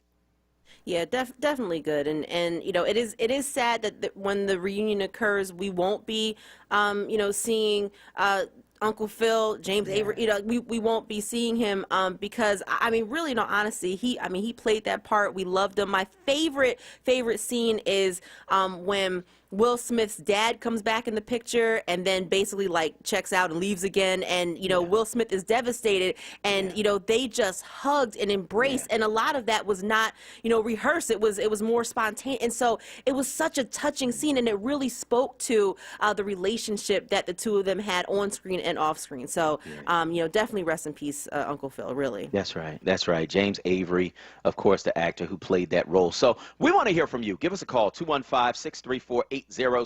That is 215-634-8065. That is the number you can call to get in on the conversation right here at WURD. Are my eyes deceiving me? Am I seeing this on the screen, or is Rita from South Philly on the line? Go ahead, Rita. Oh, how are you? I'm good. First, my condolences since your candidate lost. What candidate? Donald Trump. Wasn't that your candidate? I didn't tell you he was my candidate. What makes you you didn't tell me he wasn't either when I asked you straight up. What did I tell you? That's a personal thing. Yeah, okay. So, my condolences. I'm really, Oh, wait a minute. Now, hold it down. Now, let me say this here. I thought they freed the slaves. You mean to tell me I can't have my own mind? You can have your own mind, but I'm saying if that's your candidate, just admit it. That's all. I didn't say that was my candidate. You keep saying that. You didn't say he wasn't. Well, I'm not. So that means he is. I know. Now, there you go fighting. Okay, I called you for. How you doing, Rita? Okay, I'm fine, but let me explain to you what happened when I was in the point. There was a young lady trying to get a free turkey. The lady told her that the food stamp purchases that you use with food stamp don't count towards the turkey. You have only cash purchases. This was the ShopRite I was in. I don't think that is fair, but I'm going to tell you where it started from. Remember when they went through the streets and tore up and burned down stuff and do this stuff? So what you did, you shot yourself in the foot, because you see how high food is? It's getting just like New York. And that's what they wanted to do, drive those food prices up. And sometimes if you don't know what wait a minute. So who wanted to drive the food prices up? Okay, here's what happens. When you go through and loot and you tear up a city and you have businesses, they raise their prices. That's how come your food prices have went up. That's how come if they had not went through these streets and tore up like they did and stole people's stuff, and a young lady was on TV with a $30,000 pocketbook, and she only had the stuff to go with it, so they're going to know that pocketbook stolen. Me and my sister was laughing because my sister has one. So we knew what it was. But anyway, what happens, you only hurt yourself. Now, you have a lot of people not working, and they living off the grandmoms and grandpa's check. So now grandmom and grandpa's check, you know, it costs you more money for food. So what we did, you haven't accomplished anything. You just made prices go higher. That's Okay, so you're saying that people can't get free turkeys if they spend money, if they spend food stamps rather than cash, and that's because of the looting that took place. That's right, because you didn't have that before. I'm gonna tell you how do you know that's the case? Okay, let me tell you one thing that I do. I watch everything that everybody does. If you see, you know, in other words, by me being a consumer advocate, I have to keep track of different stuff, what you buy, you know, how your money is flowing, so that way we know what changes are coming. That had never happened, and what happened, the young lady was shot because she was $150 short because she was using $150 because I think you had to spend $320 or $350 in 1 month to get a turkey. I already gave mine away. But the thing about it, because my sister cooks, you know, for Thanksgiving, so I gave my turkey away already. I do it every year. I give it away. But the thing about it, it kind of like got into almost an argument because a lot of people don't understand that. Now, why I disagree is food stamps. Look at the word, but I'm telling you where it started from, Solomon. Remember, you can't buy crab legs and certain stuff you can't buy cooked food with your food stamps. And what they forgot, suppose your gas is off and you can't cook no food. You need to go to the store to buy something already cooked. That's where this thing gets out of hand, and I don't agree with that. I think you should be able to use your food stamps towards your turkey. Would you agree with me? I guess. I mean, I don't know. I don't even know if that's the case that you can't use your food stamps towards your turkey. I have no idea. Okay, but see, here's another thing, Solomon, too. A lot of seniors, they need help paying their bills, and see, that's going to hurt them. That's why I'm saying I'm going to call corporate office and tell them I don't agree with that decision. But until they had that riot here, you didn't have no stuff like that. Because the girl said this, I didn't have no trouble last year when I did this. She said, "Miss, we don't make the rules. We just have." She said, "I have to tell you." She said it nicely. She didn't say it nasty. And the girl kind of like, you know, she was upset. But you know what happened next, don't you, Solomon? No, what happened next? I bought the turkey. You bought the turkey. Well, that's good, Rita. I appreciate that, and I appreciate you having compassion on folks, even though you supported Trump. We appreciate you, and and thank you for your call this morning. You trying to set me up? Yeah, because you ain't say you didn't support him, so I figure you must have. So I'm just, you know, that's not what I I'm just deducing like you do, Rita. That's all. No, wait a minute now, but here's the thing, and I want to make this clear. Whoever you vote for is not my business. It's not your business, nobody's business. Now, here's what happened. A lot of people that possibly voted for him did not tell anybody. Right, like you doing. Oh, right. Okay, now Just like that. I appreciate you calling us more than on WURD right here. I ain't never going to let you forget that. 215-634-8065. That is 215-634-8065. That's the number you can call to get in on the conversation right here at WURD. Kawesa, sometimes a little shade is good for the soul. Okay. I hear you. 215-634-8065. That is 215-634-8065. And, of course, you can also weigh in on Facebook at ForWord at FORWURD. That's FORWURD. I want to hear what folks are saying this morning on Facebook. So a couple more comments that we have here. Kimberly Coleman Gate, Rita was missed. Solomon, we missed you two talking and all the theories. So that's one comment. And Tiffany Constantine, there's my girl Rita. Haven't heard from her in a while. LOL. Rebecca Truxton says, welcome Rita, long time no hear. Tia Hicks, these two, Rita and Solomon, are too funny. And then Sharon Edwards says, yeah, Rita, so nice to hear her. So that's another comment that we have. Patricia White says, good morning. I'm not sure about the vaccine yet, but I watched Star Trek and wondering about how and why they created some of the characters. So that's another comment. And then Ayatunde Garrett says, Jingle Jangle is really good. I've watched it 3 times just to take my mind away for a bit. And so that's another comment. And then, of course, we have folks weighing in about Aunt Viv. Tia Hicks, I love both Aunt Vivs, but original was my favorite.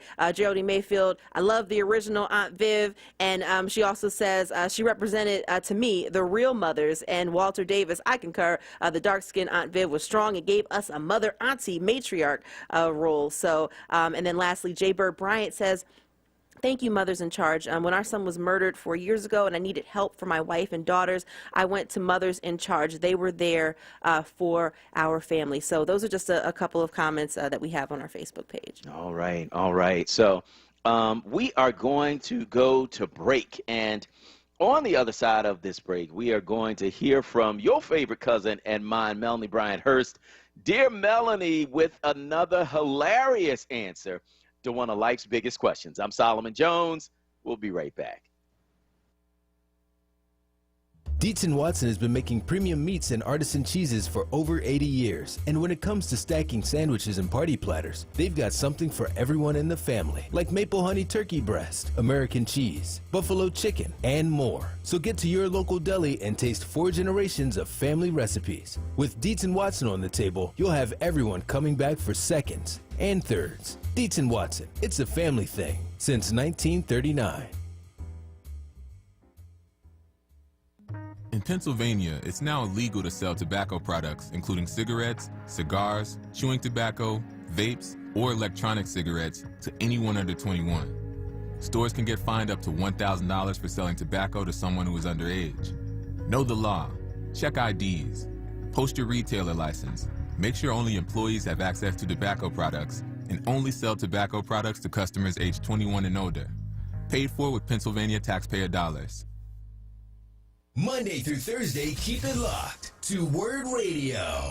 At 6 a.m., start your day with the Power Hour, hosted by Bishop Dwayne Royster and Reverend Mark Kelly Tyler. At 7, it's Wake Up with WURD with Solomon Jones. At 10 a.m., it's Reality Check with Charles Ellison. Then at 1 p.m., it's The Source, hosted by Andrea Lawful Sanders on Mondays, Tuesdays, and Thursdays, and the Black Women's Leadership Council on Wednesdays. At 4 p.m., it's Evening Words with Nick Taliaferro. Then at 7, it's Save Space with Sincerely Sarita. At 9 p.m., round up your day with Keeping It Real with the Reverend Al Sharpton. Keep your dial locked to WURD Radio, 96.1 FM and 900 AM WURD. Streaming live on WURDradio.com and the WURD Radio app. Or watch live on WURD TV via Facebook and YouTube. WURD Radio. Independent Black Media. This is WURD Radio, 96.1 FM and 900 AM WURD Philadelphia. Independent Black Media. You're waking up with WURD, hosted by Solomon Jones. Good morning. Right now on WURD Radio, 96.1 FM and 900 AM WURD.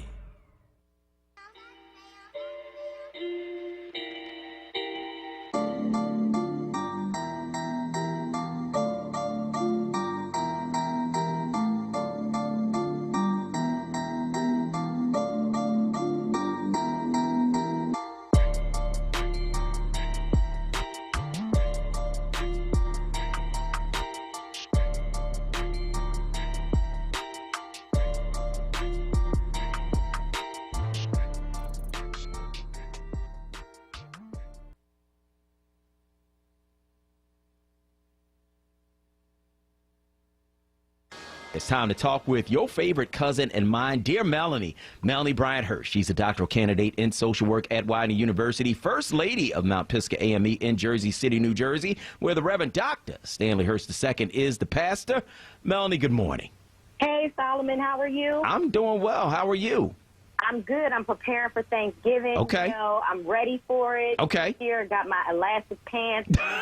Gym, I'm ready. I'm not going to no gym. Dude. With the stretchiest pants I can Right. next week. I know that's right. I know that's right. And you know what's going to happen? Some people going to be late at Thanksgiving. So I got a question for you. Are you ready? I'm ready. All right, here it is.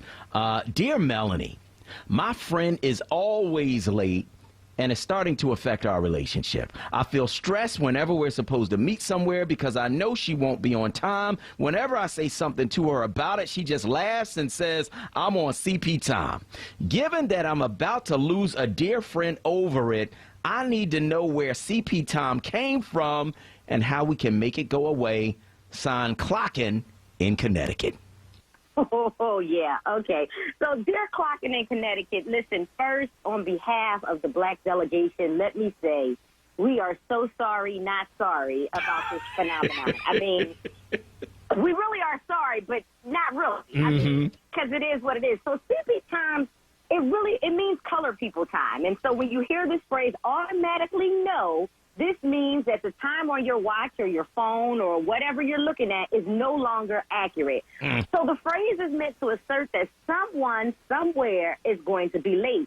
But it's actually a real phenomenon in Black cultures. In African cultures, where our ancestors freely participated in society, an event didn't start until everybody got there. So it didn't start at a certain time.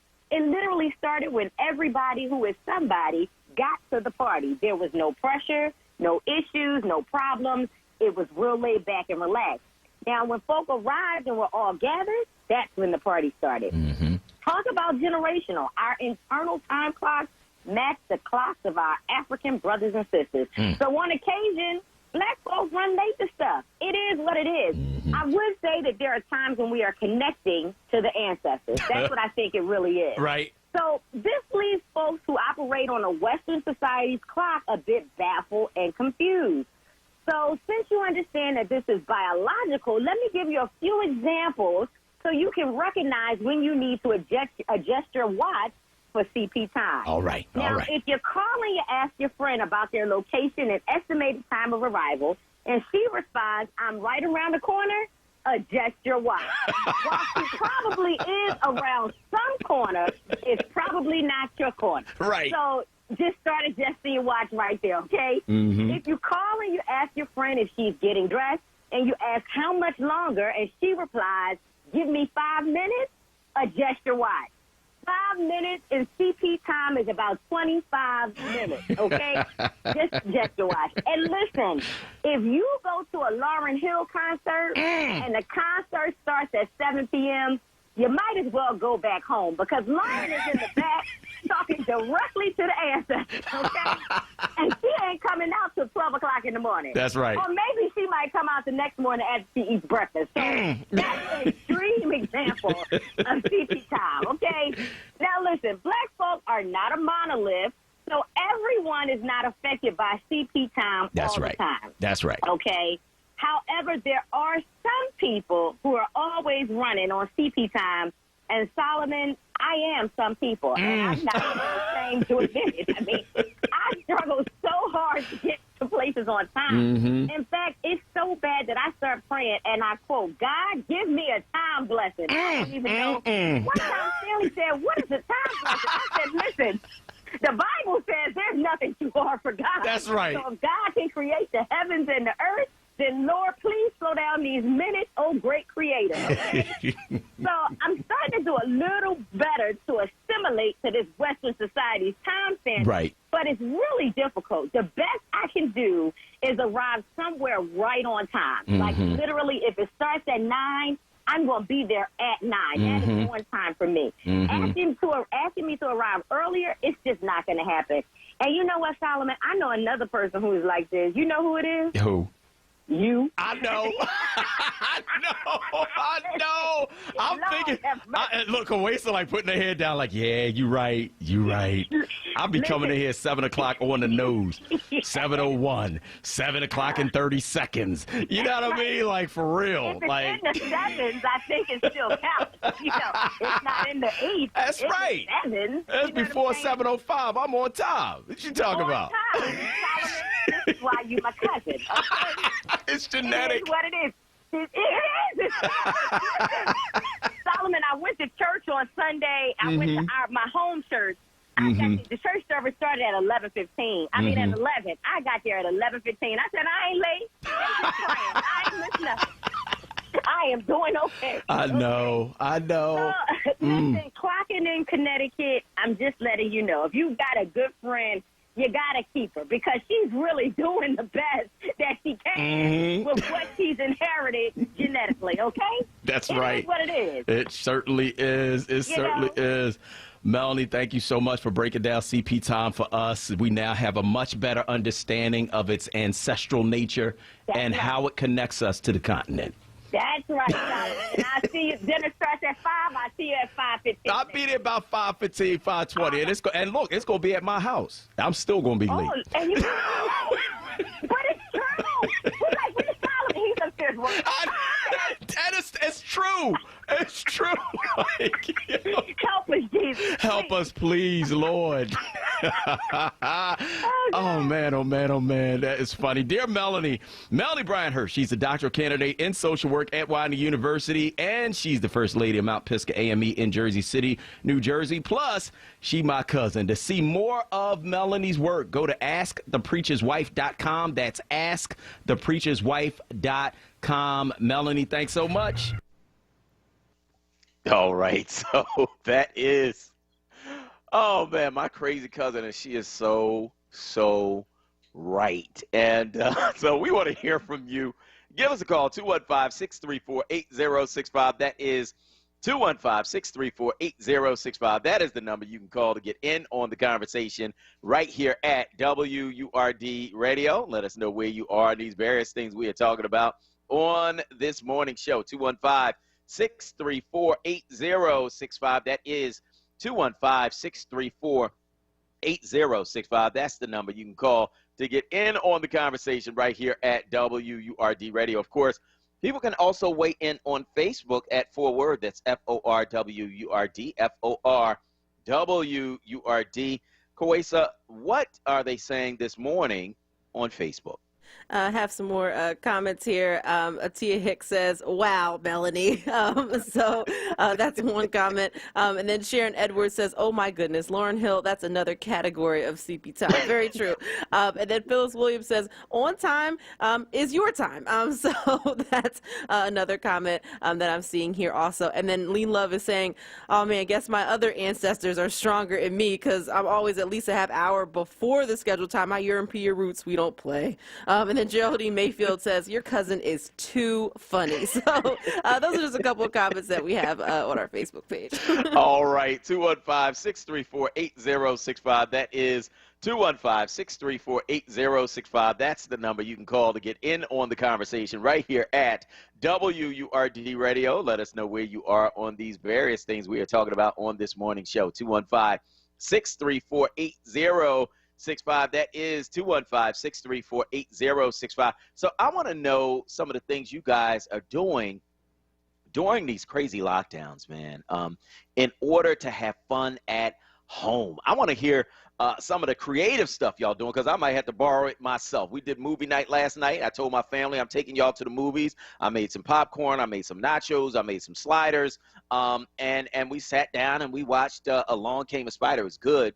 And we enjoyed it. And, you know, that's the kind of thing you got to figure out how to make your fun. Now, black folk been doing it for hundreds of years, for thousands of years, since we've been on the planet.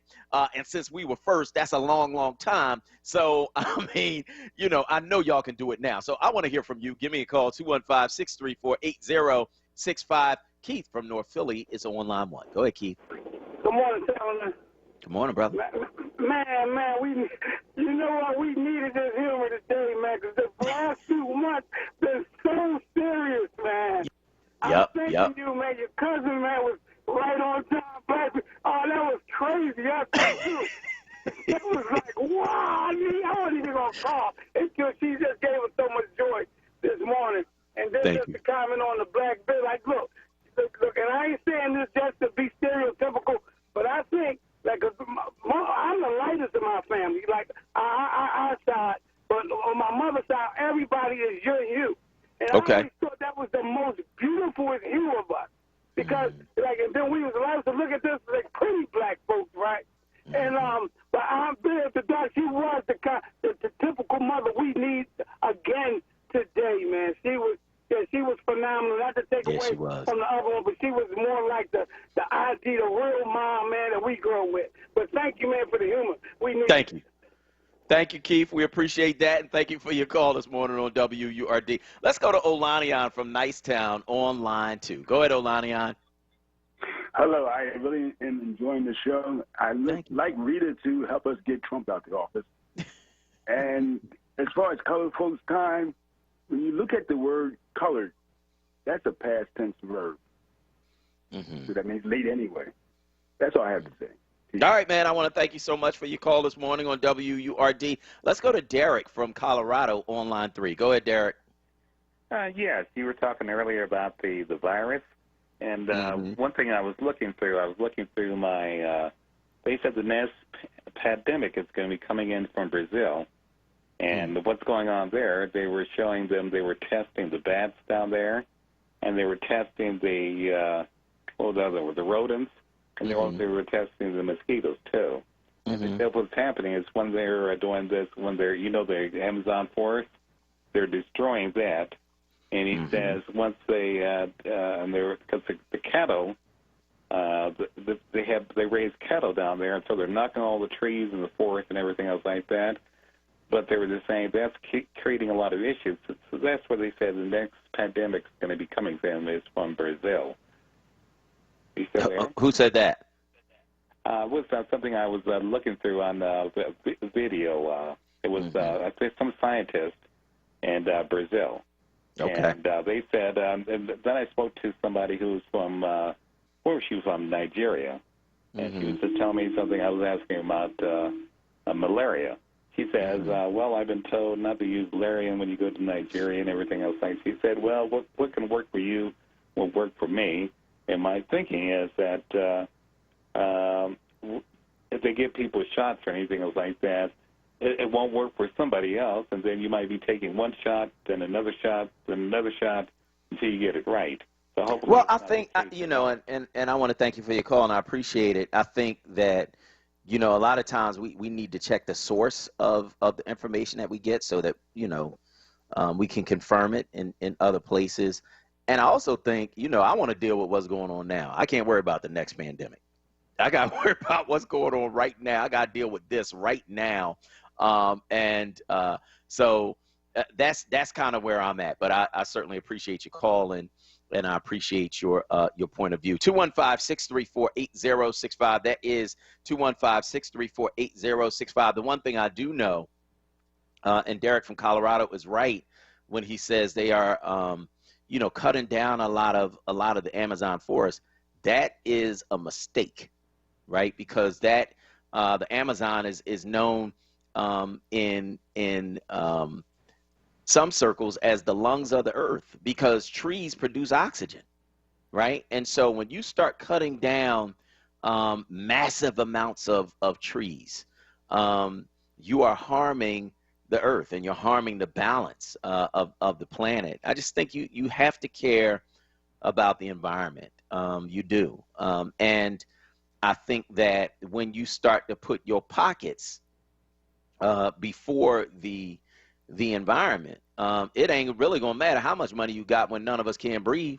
You know what I mean? Like, come on, man. At some point, we got to be smart and I think balanced about what we do. Let's go back to the phone lines. Patrick from New Jersey's on line 1. Go ahead, Patrick. Hey, Solomon, how you doing, man? Good. How are you? Good. Just want to say that Rita is definitely one of my favorite callers, and I want people to stop hating on my girl. All right. Listen, she's talking turkey. She's telling us about the food stamps in Turkey. I think there is interesting. I mean, I bet you there's hundreds of people that never even take the turkey. That's true. I mean, that's true. Yeah, I'm one of them. I mean, I'll be honest. I mean, if I put a turkey in the freezer, the only thing I'm going to do is see it next year right before Thanksgiving again. Right. So, hey, I just wanted to let you know that tomorrow a really great article is going to be coming out, and it's going to be all about some of the research I did. It's going to be a really great story about Martin Luther King and how he actually found nonviolence in Philadelphia, and it's going to really clear up some historical records that were just incorrect for decades. Where is it coming out? On WHYY. Cool. Okay. Yeah, so I'll forward you the article in the morning when it comes out, and you know, if you want to rap about it, I'm free game. Okay. But Rita has to be on with me. That's a deal breaker, Patrick. That's okay. a deal. Okay. She doesn't have All right, man. I want to thank you for your call this morning on WRD, and we'll check it out. Check out that article on WHYY.org.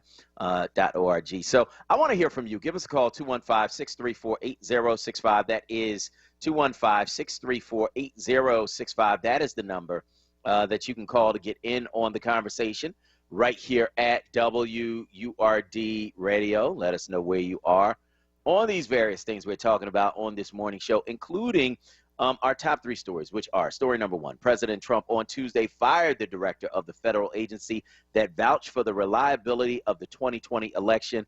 That's right. He fired Christopher Krebs in a tweet for telling the truth. Story number 2, Pennsylvania's top health official issued a broader mask mandate yesterday, a bid to force people to wear face coverings as coronavirus case numbers continue to soar. And story number 3, my commentary for the day, Philadelphia, and specifically Black Philadelphia, delivered the presidency to Joe Biden, point blank, period. Because when Pennsylvania was hanging in the balance, Philadelphia delivered 604,000 votes to the Biden-Harris ticket and handed them the White House. That's 20,000 more Philadelphia votes than Hillary Clinton got in 2016. 20,000 more votes in the middle of a pandemic. That means black folks risked our lives to come out and vote. And while Trump got a few more votes in white working class areas of Philadelphia, like South Philly and the Northeast, black folk won Joe Biden the presidency, a fact that's so crystal clear that when Biden declared victory, he spoke with special gratitude for the black community. So I want to hear from you. Give us a call, 215-634-8065. That is 215-634-8065. We want to talk about that. But also, as the lockdowns continue, what are you doing to have fun at home? 215-634-8065 is the number that you can call to get in on the conversation. Let's go to Renee from Oak Lane on line 2. Go ahead, Renee. Yeah, good morning, Solomon, Kuwait, and everybody. Solomon, I just had a question to ask you. Have you ever had anybody on your show to talk about unemployment? I'm sure I have. I've been doing this for years. I'm sure I have over the years. Okay, because I was just saying that because it's a lot of people that's having problems with unemployment. Either they're being cut off or they can't apply for it. And they have 3 sources where you can contact. They have a virtual chat line, an email, and a telephone number, which you can't get through to any of those sources, which I do know thousands of people are calling trying to get through. I want to know, because, you know, people, they done exhausted their funds, they lost their house, eviction, and a whole host of other things. And I believe they're trying to push people back to work. There's a lot of people that don't have jobs. They can't go back to work because there's no jobs, and they can't find jobs. So I want to know, do you know who you would contact about these problems? Would you contact your congressman or state representative? Unemployment is a state-run entity, and so you would contact your state representative or your state senator. Okay, because, you know, people are in desperate situations on so many levels, and I do believe it's making people erratic and cause mental problems and crimes. I just respond to that that you had on earlier about people being angry and mad, you know, and it's causing people to do erratic things and mental illness and crimes. So I just want to tap in on that because there's a lot of people out there in this thousands of people in that situation, and they're trying to get information, but they can't get through to any of the sources. So I just want to know, who would you contact? Yep, you would contact your state representative or your state senator and see if they could, you know, help you with that because unemployment's run by the state. So I want to thank you for your call this morning on WURD, and we appreciate that. Certainly lots of people out of work because of this pandemic, man. Millions of people across the country lost their jobs, which, you know, makes it even more troubling for me. That so many people voted for Donald Trump anyway, you know, and to me it speaks to the power of racism. You know, I'm going to call a spade a spade. It speaks to the power of the lie of white supremacy, that because my skin is a different color than yours, I'm better than you. That's bizarre. Like, what? You know what I mean? And that people would be willing to harm themselves in order to maintain that lie. That people would be willing to embrace somebody that's told them well over 20,000 lies since he's been in office, in order to maintain the big lie of white supremacy. That people would be willing to forget that they've lost loved ones, they've lost friends, they've lost relatives to this coronavirus that's killed over 250,000 Americans to maintain the big lie of white supremacy. I mean, it is 73 million people. And so, you know, when we look at those numbers, I think what it says to us is that we still got a long way to go, man. You know, that those of us who are looking at the reality of this moment, forget even the race stuff. Forget that. You got a dude who has sat there and done nothing. In fact, did the opposite of what he was supposed to do in terms of leadership.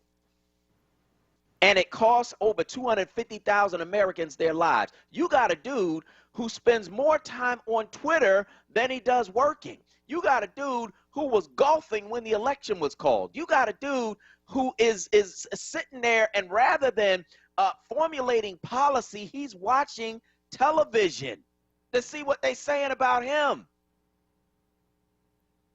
And 73 million people voted for him anyway. That's what we're up against. And so, you know, y'all better put on your big boy pants. Y'all better get ready.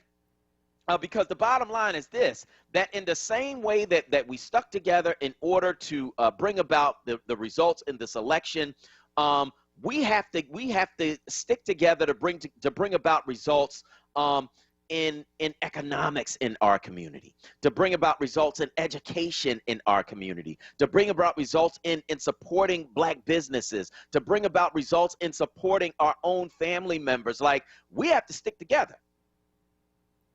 You know, and the best way to do that is for us to understand that nobody's coming to save us. We got us, right? We're the ones we've been looking for. But beyond that, you have to know that there are millions of people out there who are against your very survival and would harm themselves in order to harm you. This is what we have to realize. This is what we have to know, and this is what we have to be prepared for. That there are folks who would harm themselves in order to harm you. It's crazy. We're going to go to break. On the other side, we're going to continue the show right here on WURD. Seniors, does your doctor regularly reach out to check on you? Can you walk into your doctor's office and see them if you need to? Do you have your doctor's cell phone number, and can you call them anytime, day or night? At Dedicated Senior Medical Center, their only specialty is caring for seniors. Dedicated makes it easy to get the primary care you deserve. Doctors spend more time with patients than the doctors you may be used to. They offer telehealth visits, help you get your medications, and even make sure you get to your appointments. If your doctor isn't treating you like family, it's time to say yes to Dedicated Senior Medical Center. Call Dedicated Senior Medical Center today to schedule a visit and find out what you're missing. Call 267-443-1900. That's 267-443-1900. Appointments are available now.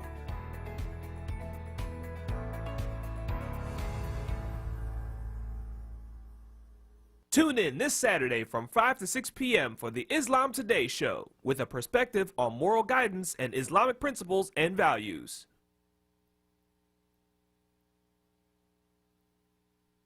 The largest share of the U.S. population, they are known for being tech-savvy, practicing mindfulness, and being socially and ethically conscious. But they are also on track to be in worse health than previous generations. Pitch your best ideas, Philly. You have the power to help shape how we address millennial health and mental health challenges in our beloved city. We'll connect you with our mentors and get you ready for a pitch competition with our judges. Visit economyleague.org/wellcity.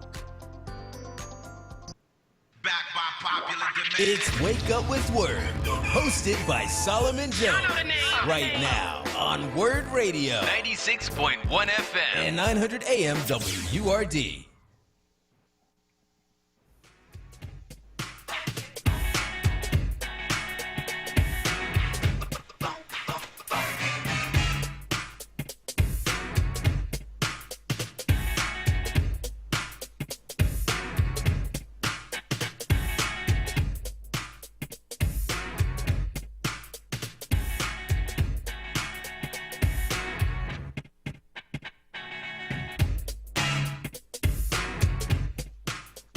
Good morning. This is Solomon Jones on 900 AM, 96.1 FM, WURD. One of the things we've been talking about in terms of the COVID crisis is people in prison. We had a reporter on the other day to talk about what was going on in one of our prisons where you had well over 300 people infected with this virus, elderly people. And here to join us to talk about that is someone whose relative, her brother, is an elderly inmate who is suffering with COVID. Sharon Joy Schultz Campbell is joining us now. Good morning. Good morning to you. And how are you? Good morning to all of 900 Words. Mm-hmm. So tell us about what's happening with your brother. Okay. My brother's name is Russell Maroon Schultz, and he is an activist, a writer, a founder, a member of the Black Unity Council, former member of the Black Panther Party, and a soldier in the Black Liberation Army. He has COVID-19, and he has cancer of the colon in the prison, and he has been put in a cell with a lot of different individuals that have COVID. But with him having prostate cancer, colon cancer, and being down there, he can't go back and forth to the bathroom the way that he needs to, but he's one of the elders in our community. And he's been incarcerated since 1972, and now he's 77 years old. And he is serving multiple life sentences in the Pennsylvania prisons. And we are requesting that individuals sign. We need 1,800 signatures for the governor to try to get our elderly, not just my brother, but all of the elders that are in the prisons out of the prisons. You know? Mm-hmm. And his name, again, is Russell Maroon Schultz. I'm one of his youngest sisters, and we need this to happen for all elders in all prisons with this COVID-19 taking place, and with most of them being elderly. So what steps have you taken, and who have you talked to try to address this issue? Well, I have taken steps of putting it on social media. No, I mean, what officials in the prison system have you talked to, or what government officials have you talked to about this, and what, if so, how did they respond? Well, my nieces and my nephews, his children, are taking that part because now I'm an elder myself. So all of them have been, name it, they have been to each and every one. But the main one they're trying to deal with right now is the governor. The governor. And if we contact the governor and let him know what's happening with all of our elders, and I'm quite sure some of them will be on this line very shortly, and they can tell you exactly what they are doing. Okay, so you don't know who they've contacted to this point. You just want people to sign on to a petition to the governor to get the elders out who are threatened by COVID. Yes. Okay, where is this petition located? The petition is located. It's online. I put it online. You can see it online. You can go to Facebook. You can go to Twitter. You can go to any of the media, any of the social media, and you. What's the link where people can find the petition? You can go to Facebook under Russell Maroon Schultz. Russell, RUSSELL, Maroon, MAROON, Schultz, SHOATZ. You can pull that up, and you will see the link there. Okay. All right. All right. Well, we will make sure that we share that with our listeners, and we just wanted you to have a chance to really tell that story. How's your brother doing now? He is in conditions that are not fit for anyone. He's in a jail cell with all of the COVID individuals, one toilet, one sink, him with, the prostate and the colon cancer as well as COVID. And everybody's sharing this one toilet, and they're crying out for help. And he's not doing well at all in that way. The spirits are still high, but physically, he needs that help from each and every one of us, name by name and one by one. Go on Facebook, go on Twitter, go on any of the other social medias, and you will find the information. All right. Well, I want to thank you so much for calling us this morning and for sharing that. But again, we wanted to give you a chance to give some details about that. And we appreciate your call this morning on WURD. Well, let me say this. They can go to www.governor.pa.gov and deal with the program to reprieve the sentences of the incarcerated. And they can go on there as well. I want you to know, it has to be passed along, Solomon. It's very, very important that happens. Okay. All right. Well, again, thank you so much for joining us this morning on WURD. We appreciate your call and certainly hope that things work out with your brother. 215-634-8065. That is 215-634-8065. That is the number you can call to get in on the conversation right here at WURD Radio. Let us know where you are in these various things we're talking about on this morning's show. 215-634-8065. That is 215-634-8065. Of course, people are weighing in on Facebook at FORWURD. That's FORWURD, FORWURD. Kawesa, what are they saying this morning on Facebook? So we do have a couple of comments here. Well, this one's kind of long. I'm sorry about that. Let me pull this out. Sarah McIntyre, I agree with Rita about not saying who you voted for. That's why you vote in a booth. When did it become fashionable to brag about who you voted for? This is why why polls don't work. People tell you one thing and vote another. And then so that's one comment that I'm seeing here. Tia Hicks says, wow, that's crazy to be that big of a liar. That's horrible. I guess talking about Trump, I believe. Yonda Washington, I've learned to be at ease with my tardiness. Oh, this is from the Melody conversation. It's not just when you show up, it's also how you show up. Some can show up early but be late, get the party started, and others show up late and start the party when they walk in. You are the party. So that's another comment that we have there as well. And then Gail Robinson also saying, you two are amazing. In regards to Rita, I too must say I am the one. Talking about Melanie, I'm sorry. You two are amazing. I too must say I am the one that is constantly late. So that's another comment that we have as well. Carmen Iris, though, is saying that's wrong. Food stamps should cover it. Actually, Diane from South Philly said that she called up ShopRite directly, and they said that your access cards and things like that can actually go towards those free turkeys. So we do want to make sure that we, make that correction as well. And Gail Robinson had said that, Rita, yeah, you're wrong on this one. But so those are just a couple of comments. Lastly, Anita Winters Green is saying thank you to Dorothy Johnson Spite and Mothers in Charge. So those are just a couple more comments that we have. Yeah, that's why you can't just go by what Rita said. You got to check that out. You got 215-634-8065. That is 215-634-8065. That is the number you can call to get in on the conversation right here at WURD. Let's talk to Ann from North Philly on line 1. Go ahead, Ann. Hello, Solomon and Kawesa. I'm like this about being late. All right, person can be late as they want to, and that's the party. They make the party, whatever. But I understood the gentleman to say it's someone that he invite somewhere and they're always late.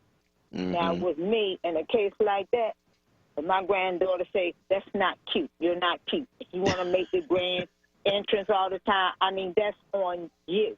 Mm-hmm. But certain things that I would not invite you to. Mm-hmm. If I'm going somewhere and I know it's something that start on time or play or this, that, and the other, I'm going to make sure you have your ticket. Mm-hmm. And you don't have to come looking for me at the box office trying to find me and all that, because I'm going to be on time. I hear you. Some people get indignant. They say, oh, I paid $75 or $100. Now I'm late. I'm not going. 9 times out of 10, they didn't have to pay for the ticket. You treated them. And that's how, that's how they do you. So I believe in being on time as near possible as I can. So therefore, I won't lose you as a friend. I just know what to invite you to and what not to, invite you to.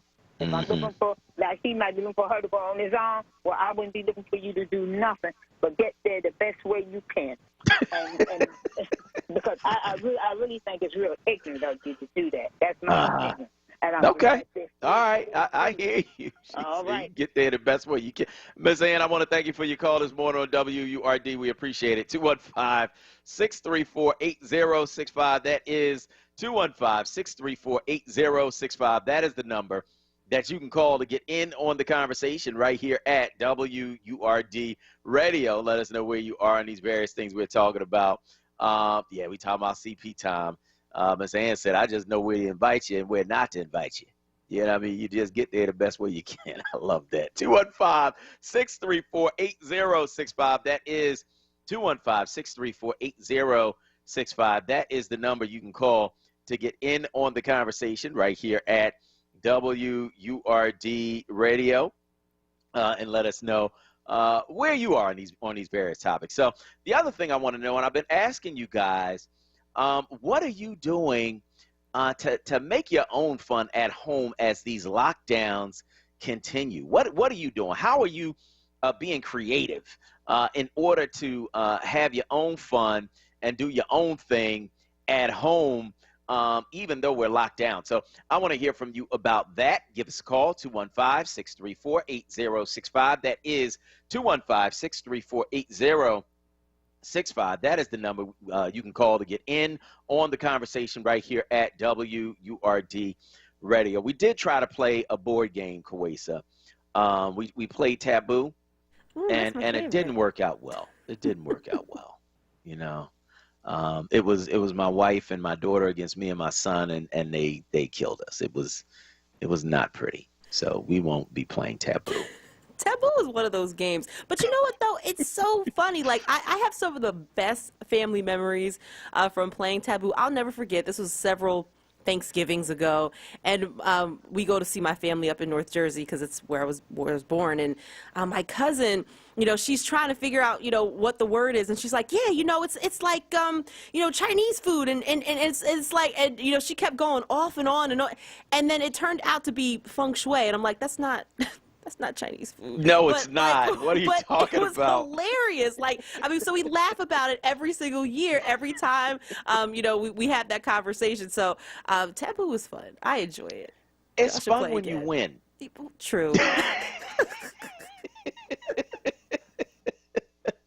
Oh, man, oh, man, oh, man. So, yeah, we got to practice. We got to get our practice in and figure this thing out before we go back. Because when we go back, we're going back right. You know what I mean? 215-634-8065. That is the number that you can call to get in on the conversation right here at WURD Radio. Of course, talking about what's going on with the COVID crisis, another closure of some businesses here in the city of Philadelphia as we try to get a handle on the spread of COVID-19 in our community. And of course, also talking about Donald Trump trying to fire the truth.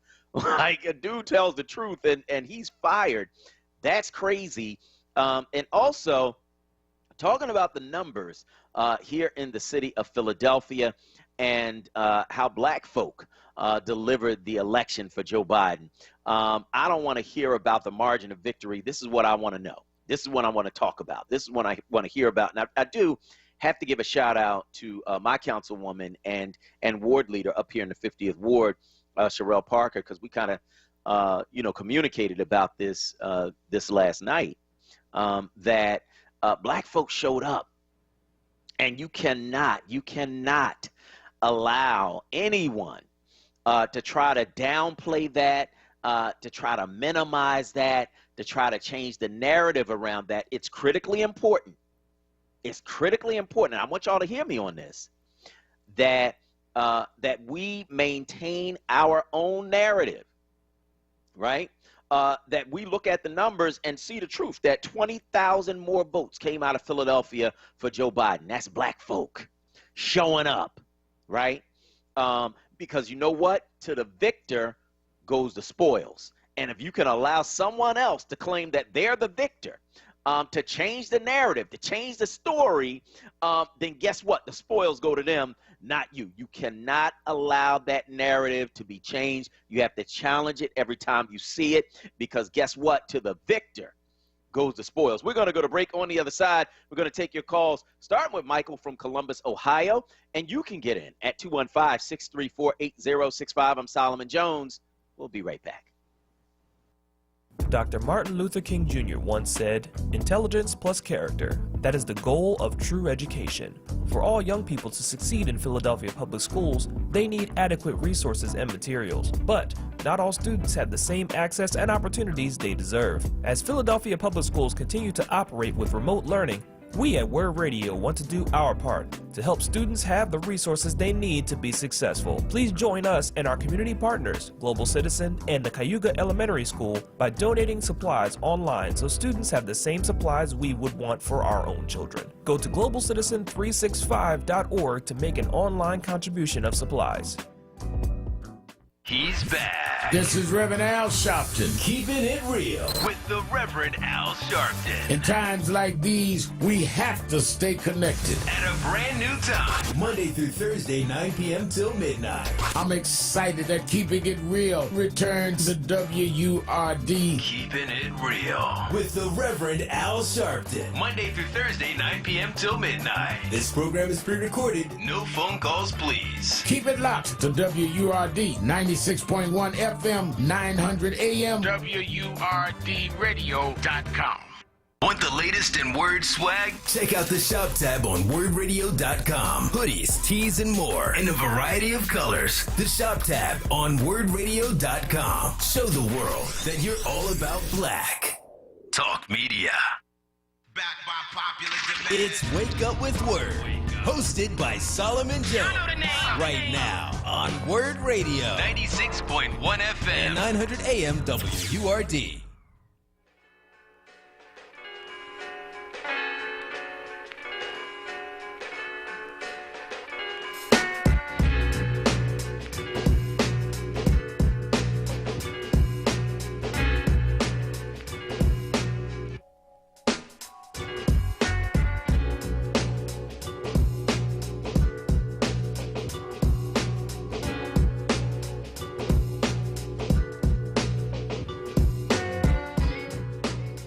Good morning. This is Solomon Jones on 900 AM, 96.1 FM, WURD. And I want to welcome you back to Wake Up with WURD. We're taking your calls at 215-634-8065. That is 215-634-8065. That is the number that you can call to get in on the conversation right here at WURD Radio. Let us know where you are in these various things we're talking about on this morning's show.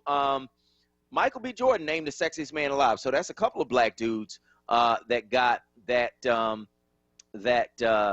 designation. Koisa, how you feel about it?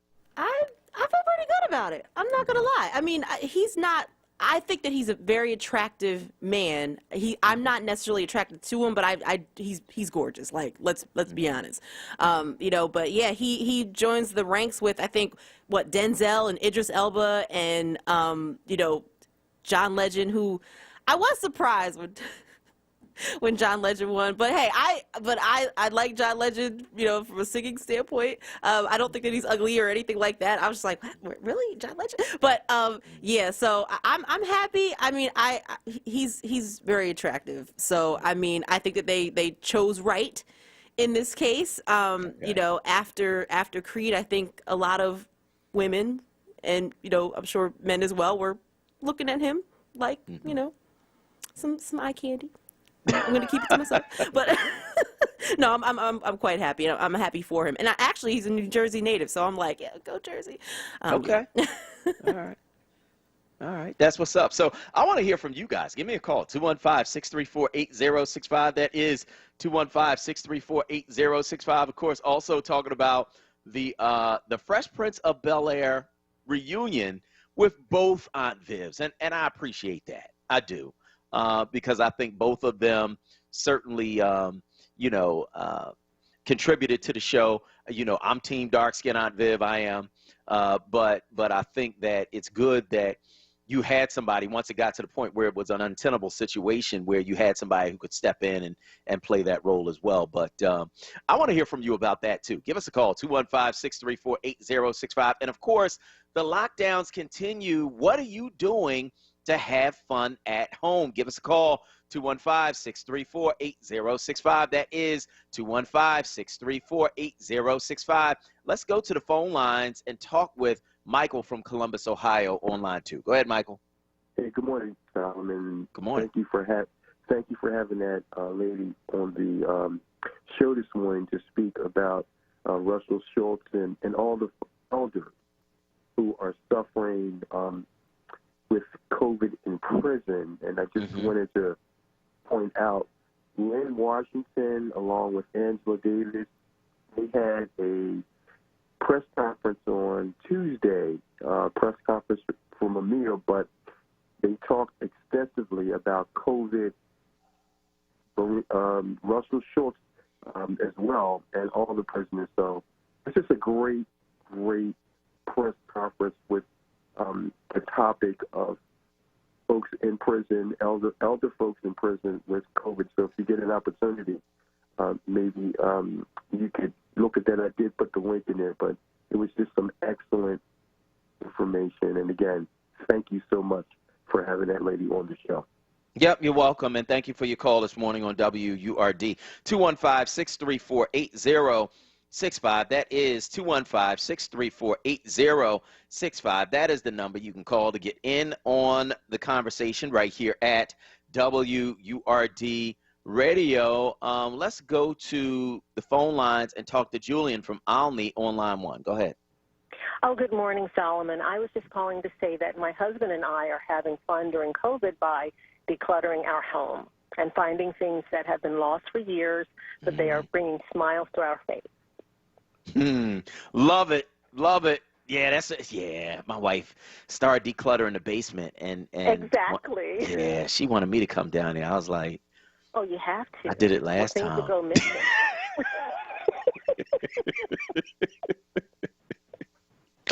All right, so maybe I'll get involved in that. Julian, thank you so much for making me feel guilty about that this morning. I got some stuff down there, and I'm like, so Kawesa, you tell me. All right, so here's the thing, right?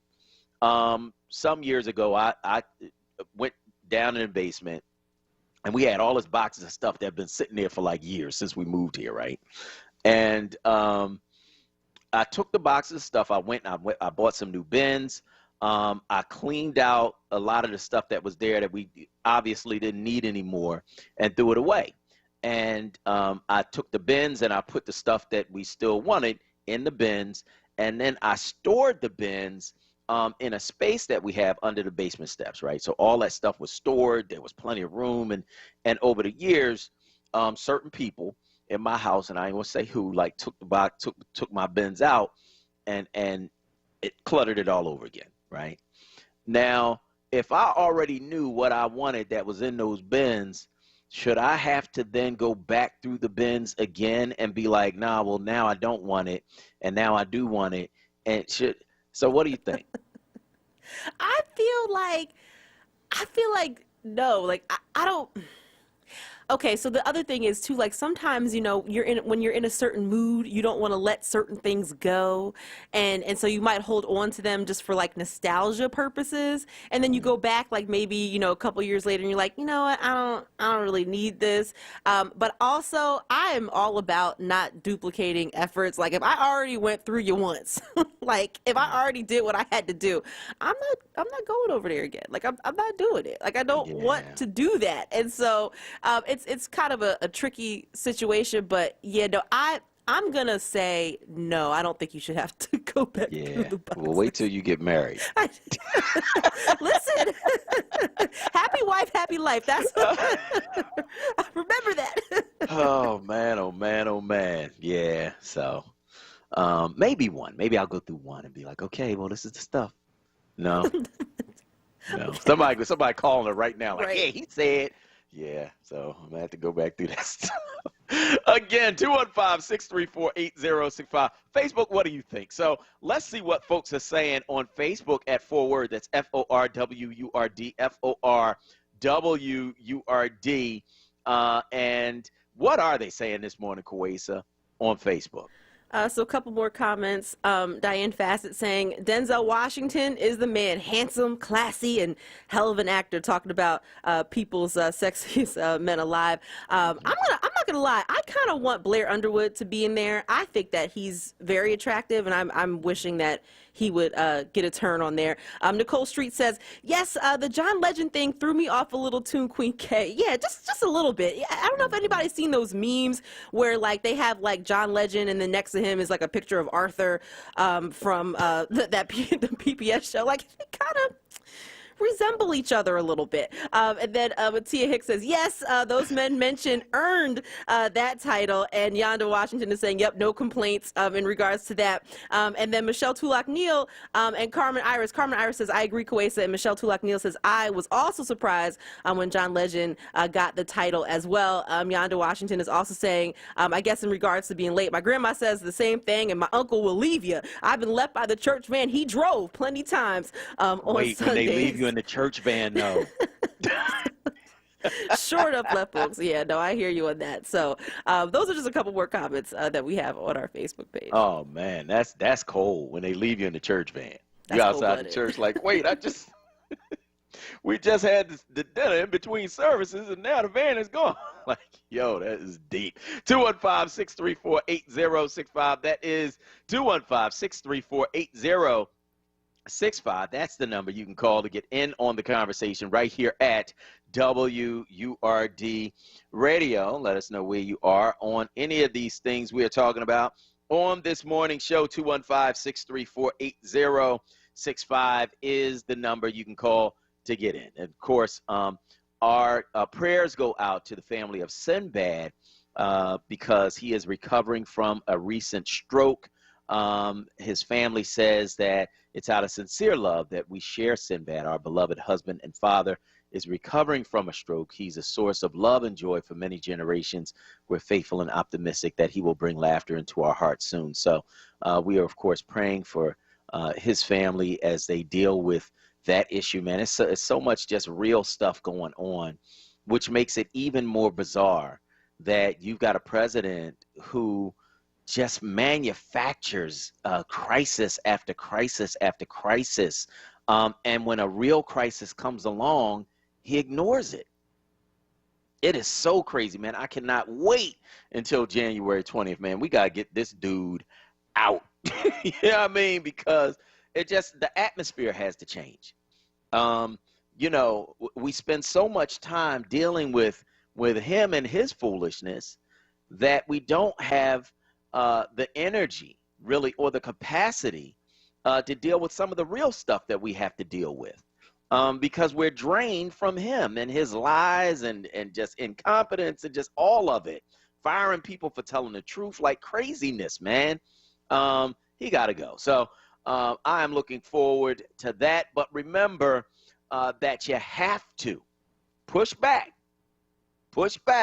when people try to say, oh, it wasn't really black people in Pennsylvania. It wasn't really black people in Philadelphia. You got to push back against that because we've had the highest turnout in Philadelphia that we've had in over 20 years, right?